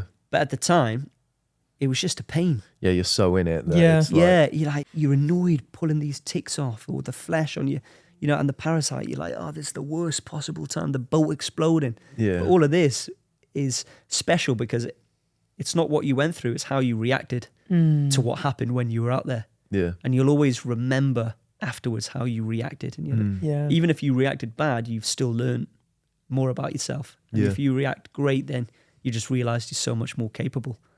So you get some, even if it's just a week or 4 days, it's you get something. And then if you lads were to do something like take nothing but the electronics and you film it as well, Yeah. that would be so cool. It would I'd be cool. download this episode so I can, if I'm there like, oh, these little mosquito bites are upsetting me, I can listen to the episode of you telling your horror stories and be like, oh, it's not that bad. Yeah. I could be going through a lot worse right Yeah. now. That's so Whilst true. I'm sitting there on the beach like, oh, I'm a little bit hungry. I haven't eaten for 3 you're days. there with a coconut, just sipping from a coconut. Just like, oh. Whole bag of peanuts to yourself. Yeah, exactly. Yeah. Luxury. Should we go on to the final little segment? Yeah, let's do So we just Ash thought versus we'd- the Wild. Ash versus the Wild. So Okay. we've had some fun up until now, but it's all been like serious, grueling, Yeah. good old stories, and they are very fun and fascinating. But we thought we'd end with a nice little light-hearted, Just some light-hearted- stupid little questions. Stupid. We just met up yesterday and we're like, what kind of weird stuff can we Yeah. just light-heartedly finish on? So Yeah. Okay. I'll do the first one, then you do the second. Yeah, one. I'll take the second one. So this is quite an interesting one. Yeah. If you could be any animal in the world, quite a basic one, what would it be and why? What would it be? Because you've encountered probably more species than the vast majority of people listening to this, including Batch and I, Yeah. will have ever encountered. So, You know, and I you've, think you've explored all the many terrains and that kind of stuff. Yeah. Any animal and live anywhere, where would it be? being in the jungle, I would have to say some bird. I'd want to be off the jungle floor Yeah. and on top of the trees. I think the birds up there, it looks like they have the best kind of life. Yeah. If there's any drama, if there's any army ants that come in, you're sorted. Yeah, You they're know? fine. You're just flying above. Swoop down, catch That's a so fish. in true. the, in Yeah, the, you swoop down and you Head see back like up. the kingfishers. They're all on the branches. Nothing can get to them. Nothing can really catch them. And then that's it. Boom, straight in the water. They've got their fish. So I think it would be a bird in the jungle. In the desert, it'd have to be a camel, wouldn't it? They just got it just seems like there's such a chilled life out there. Yeah. Yeah. Everyone's like desperately, frantically searching for water, and they're just like, just relax. Just relax, I've got humps. Yeah, Yeah, they got exactly. humps, It's yo. all up there. Yeah. Actually, and- I went to the Natural History Museum with my sister the other day. Yeah. My little sister visited London by herself for the first time. It was quite cool. And we went to the Natural History Museum. nice. And there was one of the displays was a camel. I didn't realise that obviously they've got their humps and they're filled with fat and they help them store water. Yeah. But when they get dehydrated, the like fat humps deflate. Yeah. Yeah. It's so bizarre. I had no idea. They sort of Just start sagging. flopping down Yeah, and start sagging. Oh, I that's can't. funny. I wasn't looking at the camel and thinking I'd want to be one though. You might be the first human. Yeah. We got a new world record. It's the first ever human that wanted to be a camel. Yeah, I was just thinking, what else is found? I definitely wouldn't want to be some sort of dung beetle. No, Like, yeah, what can you be definitely in the desert? You could be a snake, I guess, in the desert. Quite biblical shame, isn't it? Though slithering on your belly. I don't Yeah, think it many is people would really. want to be a Typical shame. snake. In general, I think I'd most want to be a killer whale. Really? Yeah. That big? Yeah. Actually, you know would. what? Probably, yeah. Yeah. Overall, No that's real just- predators. Probably. It's just really cool as well. Yeah, Yeah. they are cool, but they're intelligent too. Yeah, right? really And they smart. still got that community, like Yeah. dolphins. Social life. Yeah. Mm. No Just bad love weather killer whales. really, because I always think that. No, Like, but yeah, when Yeah, it's 'cause like you just go cold and down, rainy, yeah. it's relevant when you're underwater. I always think that Yeah. for animals. yeah. Yeah, if you're More- deep enough. It's Yeah. like- Yeah, it's great. I remember that scuba diving. There could be a massive storm and you're on the boat, Mm. shouting to hear each other. Yeah. Just jump under and it literally even in a foot underwater. You're So just like, peaceful. Nothing. You can see the surface going mental, Yeah. all of the rain on it. But you're just like, I bet that's such a nice feeling, quite Yeah, it tranquil, is. just seeing Yeah. that. and- yeah, because when you jump into the water, the weird thing about that is you jump in for the warmth Yeah. because you're now in the storm. It's cold, it's windy, and oh my god, let's get in. Yeah. It's like a heated bath. That's the thing That's as well. cool. Sea temperature is very constant. Like it doesn't, like under the surface, barely changes by a degree when you're when it's night or daytime, or there's no cold and hot days. It's just Yeah. constantly nice. Yeah, in that same environment. Yeah. That's a good shout. Killer whale. Yeah. Killer whale. Yeah, I think killer whale. What about you? What do you? Well, I was thinking general. because of the weather and the temperature stuff. Oh, you'd I was wanna be- thinking dolphin. Oh, you want to be a dolphin? Just I'd in- eat you. That's right. Yeah, you probably would. No, dolphin's cool though. Yeah. Yeah. Should we? Don't they teach their young with seals, isn't it? Killer whales. Yeah. They just use them as a toy. Teach Yeah, the they babies do. how to Yeah. hunt. Yes. This is It's how you quite flick cruel, it. but yes, this is how you, yeah. Yeah, they really Yeah, do they play are with so it. smart. Yeah, they Yeah. are. This is how you paralyze a shark. Yeah. Isn't it? Boom. From, Yeah. They knock it Straight, upside yeah, down. just straight into it. Yeah. Dolphins and killer whales actually both they do some pretty nasty stuff, really. Yeah, And they're quite evil. Dolphins especially, actually. Yeah, Yeah, they're they are. adorable and intelligent. Yeah. Everyone loves them, but you see some of the stuff they actually do, and it's You're just like quite hang on. horrendous. Well, that's our choice. That's us horrendous. Name one though. So you've got a couple in different. Yeah. Well, your Oh, general. You've just Well, got to be overall. one overall animal. One overall animal. Wow, that's so hard. Yeah, it is. Because I'm water. I would definitely be dolphin or orca. Now thinking about it, I think But in general, I'll just take. I'd want to orca. fly more. I do think I'd want to be some sort of like bald eagle. Yeah, that's what I'm thinking. Yeah, you're not getting any. Well, not necessarily any diseases or infections, are you? Like in a nice American national park, That's true. protected, nice weather, lovely trees, lots of greenery. Yeah, but Just what if you're soaring the them one on. where you're caught and you're now in a zoo, Yeah. Oh, strapped to I some man's know. Yeah. arm with a glove? Yeah. Yeah. It's like, damn it, why did I choose bald deep? Yeah. Yeah, that's true. I might end up in SeaWorld. Yeah, That's, exactly. that's worse. Or was it Simple. Shamu? Yeah. Yeah, no, that's a hard one. I think maybe a bird, Yeah. maybe some form of bird. Nice. But then a wolf would be cool. That's true. A wolf would be really cool. That's true. You A could be in the wolf in the same wild. national I'd like park. to be a husky in like Really? a snowy place like Finland, just chilling with homies, used to the snow. Domestic dog would also be super Yeah, easy, that's wouldn't so it? true. Yeah. Imagine being a little What a life. chihuahua in someone's handbag and you just Yeah. get pampered Yeah. and, like biscuits everywhere. Yeah, or like a golden retriever for some middle class family in like Maine. Yeah. They've done Maine. it right, haven't they? They literally don't have to hunt for their food. Yeah, they're, no, they're safe. Yeah. They just made man their best friend, and that's all they did. Yeah. Yeah. They nailed it, Safe to be forever. fair. Yeah. Yeah. Yeah. Right. Well, you're not going to be safe in this next scenario. Hit 'em. How many chickens would it take to kill you? Oh, how many chickens? How many chickens, bro? They got I this love many this chickens debate. are coming at you at once. And they So try kind to, of like they the are ants, trying to like kill you. by themselves. You could It's take so a chicken. funny because you do see like cockerels go after like little kids and the terror Yeah. They're on scary. the little kids. They are Yeah. scary. And it keeps going, doesn't it? Yeah, It keeps they're going. relentless. They And then are even when relentless. you kick it and its neck bends a funny way, it still comes at you. It's like straight back. Oh, Yeah, how many? I had a bunch up. And they're all attacking at the 2 or same 3 time. kilograms? Yeah, 'Cause all at the if same it was time. in waves, I think I could go till old age. Just Yeah. kill. Yeah, you got like a big machete in your hand. Oh, to exhaustion. Yeah, you To you- exhaustion. Yeah, until you've got no Yeah. calories left. But if they're But all we're coming at talking the same time, Hand-to-hand let's say combat. no weapon. You're in gym at No- and no they're all weaponry. coming at you No at weapon. once. No, nothing. No, Nothing. Like bare hand-to-hand hands. combat. Bare hands. Just slap. Just The back chicken in. doesn't get Yeah. one either. Because as well, like, have you seen these? They have sort of like cockfighting in a lot of places Yeah. around. That's And what. it- That's what Gertrude. Do you remember Gertrude, the Madagascar Yeah. chicken? yeah. He had 3 cockfights. Oh, really? Yeah, undefeated. No Nice. way. Battered all 3, What a beast. even in his skinny days. You know, where we Even were in his nearing the skinny peak. days. And, That's so funny.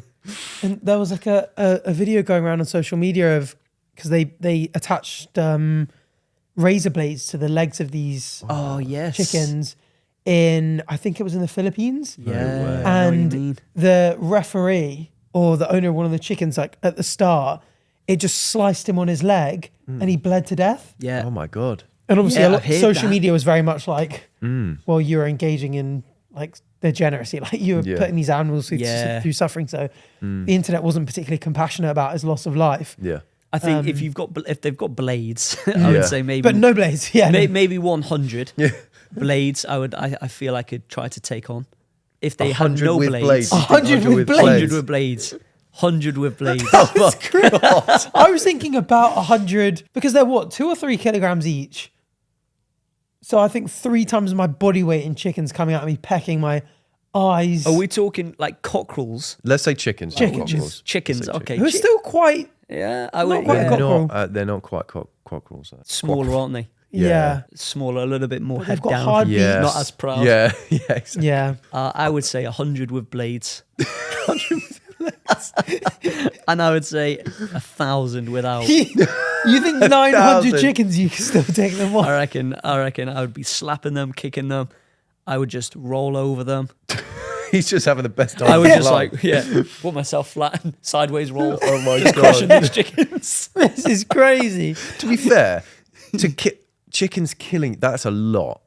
And Yeah. it will take a lot Like for you're chickens gonna to kill you. get scarred. You're gonna, maybe little bits of flesh hanging out that doesn't look so good. But Yeah. but for them to, I don't know, maybe unless they get an artery, like That's they the did with thing, blade. yeah. A neck or a wrist or a something could go early. I think I wonder if there's But I going to reckon be... if you were to stand there, if you just stand still and do nothing and let 5 chickens try to absolutely brutally damage you, and you've got a pair of jeans on and whatnot, Yeah. you're probably not going to yeah, do you'd much. probably be Yeah. fine. Get them, like, it'll be a maximum effort and like 0 damage. And Yeah, you'll just that's be like, true. No, 5 I minutes. just think the overwhelmingness of that many, because even like one or two pecking at you, you'd be a bit like, if you've got hundreds all over you, I don't even think you'd have time to think. Like you'd just be like cowering in a ball. You'd So lose I your- asked Depends if ChatGPT they and it jump- thought 80 to 100. Did it say Yeah. 80 to 100? But that was Oh, just really? AI guessing. Oh, isn't it? And that was going 3 times your body weight is Yeah. probably an overwhelming amount, but who knows? Oh, so ChatGPT said, So 100 is 3 times your body weight, 100 chickens. It was saying Really? chickens of 2 to 3 kilograms each. So 100 chickens, 200, Okay, 300 yeah. kilograms. I mean, and they would I'm what, stay 70, relatively low, 75? wouldn't they? Yeah, they would. wouldn't really come. yeah, they're not going to start climbing I don't know, up. because Yeah. they can kind of can get off flap the a bit, ground a can't little they? bit. Yeah. That's Yeah. true, though. If they're all on the floor like that, That's what I'm thinking. kicking is just... All on the Yeah. floor, I think you're much better when they're sort of starting to flap and Yeah, but get a they meter can't- or two off the ground. I don't know if they can really... And they're not clever, so they're not going to No. come together like ants and Yeah, use like each form other's one Yeah. massive chicken. Yeah, Get to his eyes, get the jugular. Yeah. I'd say about 100, maybe. you know, the more Ash is Well- speaking, I believe in myself more. I'm thinking 500. All right, fine, a There you million. go. A million. I'm doing 1 million in one night. But obviously, in real life, you'd never want to do it because it's horrible. But I imagine there'll be some AI simulation soon. Yeah. Now AI is like That's making true. games and it's realistic. Could Like, break you it go down. like- It does get you curious, doesn't it? Yeah. It does make you think. I wonder. I used to get really into like the idea of which animal would win in a fight, and there'd be YouTube videos where Yeah. they'd be really fake simulations of like a gorilla versus a tiger, and I Yeah. used to watch them, thinking, Yeah. watching them battle it out. But AI will be able to create it, and it's going to be realistic. We're going to Yeah. actually find out for once. Yeah. That would be cool, wouldn't it? Because I've always Yeah. thought, what would win out of a male lion or a male tiger? Yeah, And then I asked someone at a zoo in Chiang Mai, Mm-hmm. in Thailand, and he looked at me in a funny way. He said, he didn't say "Don't be silly," but yeah. kind of looked. He was like, It's like "It's obvious." I'm like, Which one? what?" It's like the tiger's Tiger. way more rough. And I'm like, really? It was like, yeah. Ever since it's young, it's like a lot more rough. It can take a lot more. It's bigger. They're Yeah. they're actually They're way bigger, aren't bigger. they? So, Yeah. yeah. Yeah, but then you do see on YouTube sometimes when they fight, and you kind of like, that lion is like getting the better of this tiger. yeah, Oh, I didn't realize lions and yeah. tigers there's- have. Yeah, like if you type in like, there's going to be some stuff out there. Damn. I've got some videos to show you, pal. Yeah, the Whole lion kind arena. of claimed the king of the jungle, didn't it? And the tiger's a bit like, oh. Yeah, and that I never understood either. It's not even Jungle, jungle, because it's yeah. not. Yeah. Yeah. But then it's in India, because I researched this because it annoyed me. So in India, they have a word that if it translates, it means jungle, but jungle in their mind just means wasteland, empty land, no man's land. Right. And so they That say makes that the sense. lion is the king of the empty Essentially land, like a savannah which type. translated kind of means jungle. Okay, that makes so much more sense. I did interesting. always wonder that. I was like, Yeah. what? I assumed it'd come from like kids' stories or something. Yeah. Mm. But it's 'Cause longer lived than never that. never made. Yeah, made never made sense. any The sense. manes are fantastic though, aren't they? They are like the nature's crown. Like Yeah. a lion's mane. It just does look really Yeah. cool. It does look If cool. tigers had one, they'd have a lot more respect on their name. I They'd think. have a lot more respect. That'd be terrifying, wouldn't it? Yeah. I think they've That. got enough respect as it is. There. And so the final question: Yes. what do you think the biggest animal you could take in a fight? would be? biggest animal. Let's say you've got to make it submit. Because it's got. I don't know. We're not saying like kill it, are we? Do you think? Well, it's not going to tap out. No, Because he- can you knock out animal? Like, do animals really get knocked out? yeah. Really? Same Yeah. as humans. Yeah. Okay, all right. Let's Have you say seen knock the it one with out. the horse when it bucks the other horse and that horse just boom? Yeah. knocked Oh out no, I fully? haven't seen that. So let's say. And with the rams. when Yes, they headbutt. and they Oh, headbutt. I haven't It's seen any. yeah. I've never seen a ram get knocked out. All right, so you're in a Roman Oh, wow. Colosseum. You're in Yeah. the center. It's just sand walls, and this animal gets launched from the other side of the. From the Colosseum. okay. Colosseum, yeah. What's Yeah. the biggest one that you could Biggest take? one. It's going to have to be something slow and dopey, isn't it? Yeah. Oh yeah. It can't be something like a big cat. It has to be like A cow? poor camel, Maybe? a camel or He something. camel. loves camels. He loves and hates them. He's like, I want to be one, but I also want to mess it up. Although they can actually be pretty aggressive, can't Yeah, I reckon they're probably quite tough. they? Yeah, probably. Yeah, nah, They're not a big, camel. aren't they? They're big. I think maybe like a manatee, and it's just out of the water. It's just on the sand. I'm just Yeah. hitting it, Just a killer whale. just smacking it up. That's true. Yeah, well, If it's just out of can you water. bring like a blue whale in? And just not- smash his face. Probably they have to be land animals. Okay, all otherwise- right, land animal, fine. Just orca, and then you just wait. A blue whale. Just wait for it to drown. Yeah, sorry, buddy. Yeah. Biggest, what's Suffocate. the biggest dog? Tibetan Mastiff I've had to fight. Oh yeah, you said That's about a this. beast. They yeah. are big. They're That- not cow big, but they're big. They're No, big. I think I'd rather take a cow I'd rather than take one on of a those. cow. Yeah, would you? A cow? Yeah. Oh, that's pure Then- muscle though. Cows Yeah, have that's killed true. people as well before. Yeah. They kill quite a lot, don't Yeah, they? they do. I think I'd play it safe with sheep because a sheep has some volume to it. But I think I could take a sheep easily. Yeah, right. You could like jump on its back, try to choke it Yeah. out. Yeah. Because I think if you're hitting these, then they've got big, heavy skulls. Yeah, their haven't they? skulls just You're gonna can't damage knock it your out. Yeah, it's brittle gonna hurt little you. human hands. Yeah, that's true. Exactly. So I think, yeah, just get it in a chokehold. Got to be something bigger than that though that we can go for. I know. Yeah, bigger than a Sheep's sheep. a bit lame, isn't it? But then what? Because Yeah. as you get bigger, they just get more powerful. Yeah, they do. Mate, human's bigger than a sheep. There must be an obvious thing that we're not thinking of. Where everyone's Yeah, there going has to be. Yeah. Obviously, this giant thing that's like cow-sized, but Yeah. But stupid. you know, is dopey as hell. Yeah, there's got to be. Yeah. Any suggestions over there? An an ostrich. That's true, because they're big. They are big. They're Are they heavy scary though? though. I'm not sure. I reckon they're the same weight as a big I reckon big they're. sheep. I reckon they're probably. Yeah, I reckon they're probably similar weight. Yeah, I swear they can run like 40 kilometers an hour though. Yeah, Like, they Yeah, are- trip them over. If that thing does it and then darts its Gangly beak at your legs. head. I wonder what it's because you can't really get it in a chokehold because its neck's so long. Yeah, and I can't- reckon they're little well they're big. Yeah, they're like They've got they like look talons. like They can dinosaur come up talons. and like Yeah. slice. Yeah, actually, I think that'll kill me. Yeah. Yeah, that would. Yeah, nothing like that. I think a cow would eventually get exhausted, right? It would eventually get really tired. Cows are big though. They're massive. Just one kick from that. it's Yeah, snapped you're leg. dead.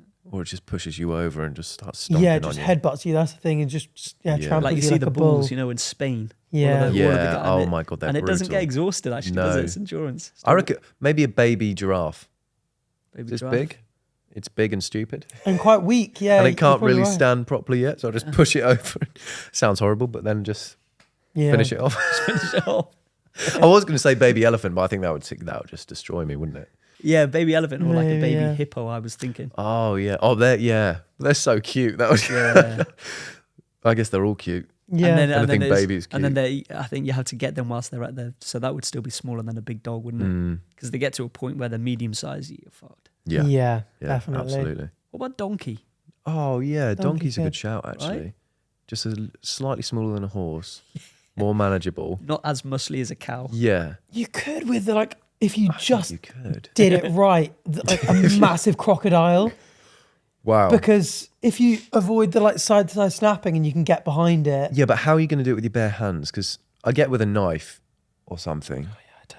Yeah, They've got that's such the thing. thick- Bare hands, isn't yeah, it? it's Yeah. actually it's the winning the fight that's the tough bit. I think we need to rely on snapping a neck. Yeah, or endurance. Yeah, Or or something endurance. big that's Yeah. just going to get tired. Yeah. It's just going to stop and lie on its back. yeah, that's Yeah. a classic human evolutionary I trait as well, actually- isn't it? Just that we Yeah. just our endurance. Yeah, knows no running bounds. away. Yeah. yeah. All these animals, they're faster than us. They can climb trees, and Yeah.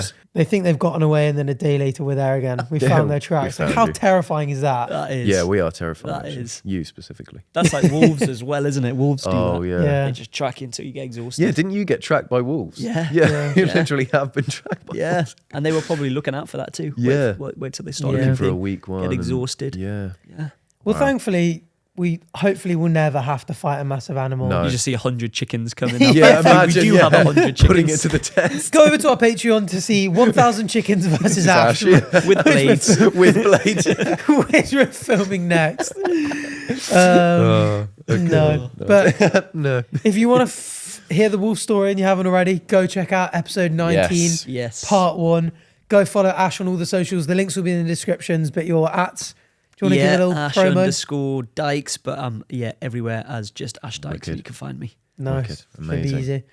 And thank you so much for joining. Yeah, It was thanks another for- fantastic It's been great. episode. It's been great. I'm so glad you survived because I was genuinely worried Right. when you were telling us beforehand. So it's great to be back. great to see you Great to be in back. full health and great spirits. And thanks for having me back on, lads. Appreciate that. Been a No pleasure. worries. Yeah, Thank been a you. pleasure. Great. Always we, good. We look forward to hearing about your May endeavor. Yes. Fingers crossed Yes. it goes ahead. Yeah. Ash will return. Yeah. We'll return. Yeah, got to be done, hasn't it? It has to So be done. yeah, make sure you subscribe so you can catch the next episode. We'll definitely have Ash back on at some point and follow him so you can keep up with the journey and see all the crazy clips Yes. from the Suriname adventures. Yeah.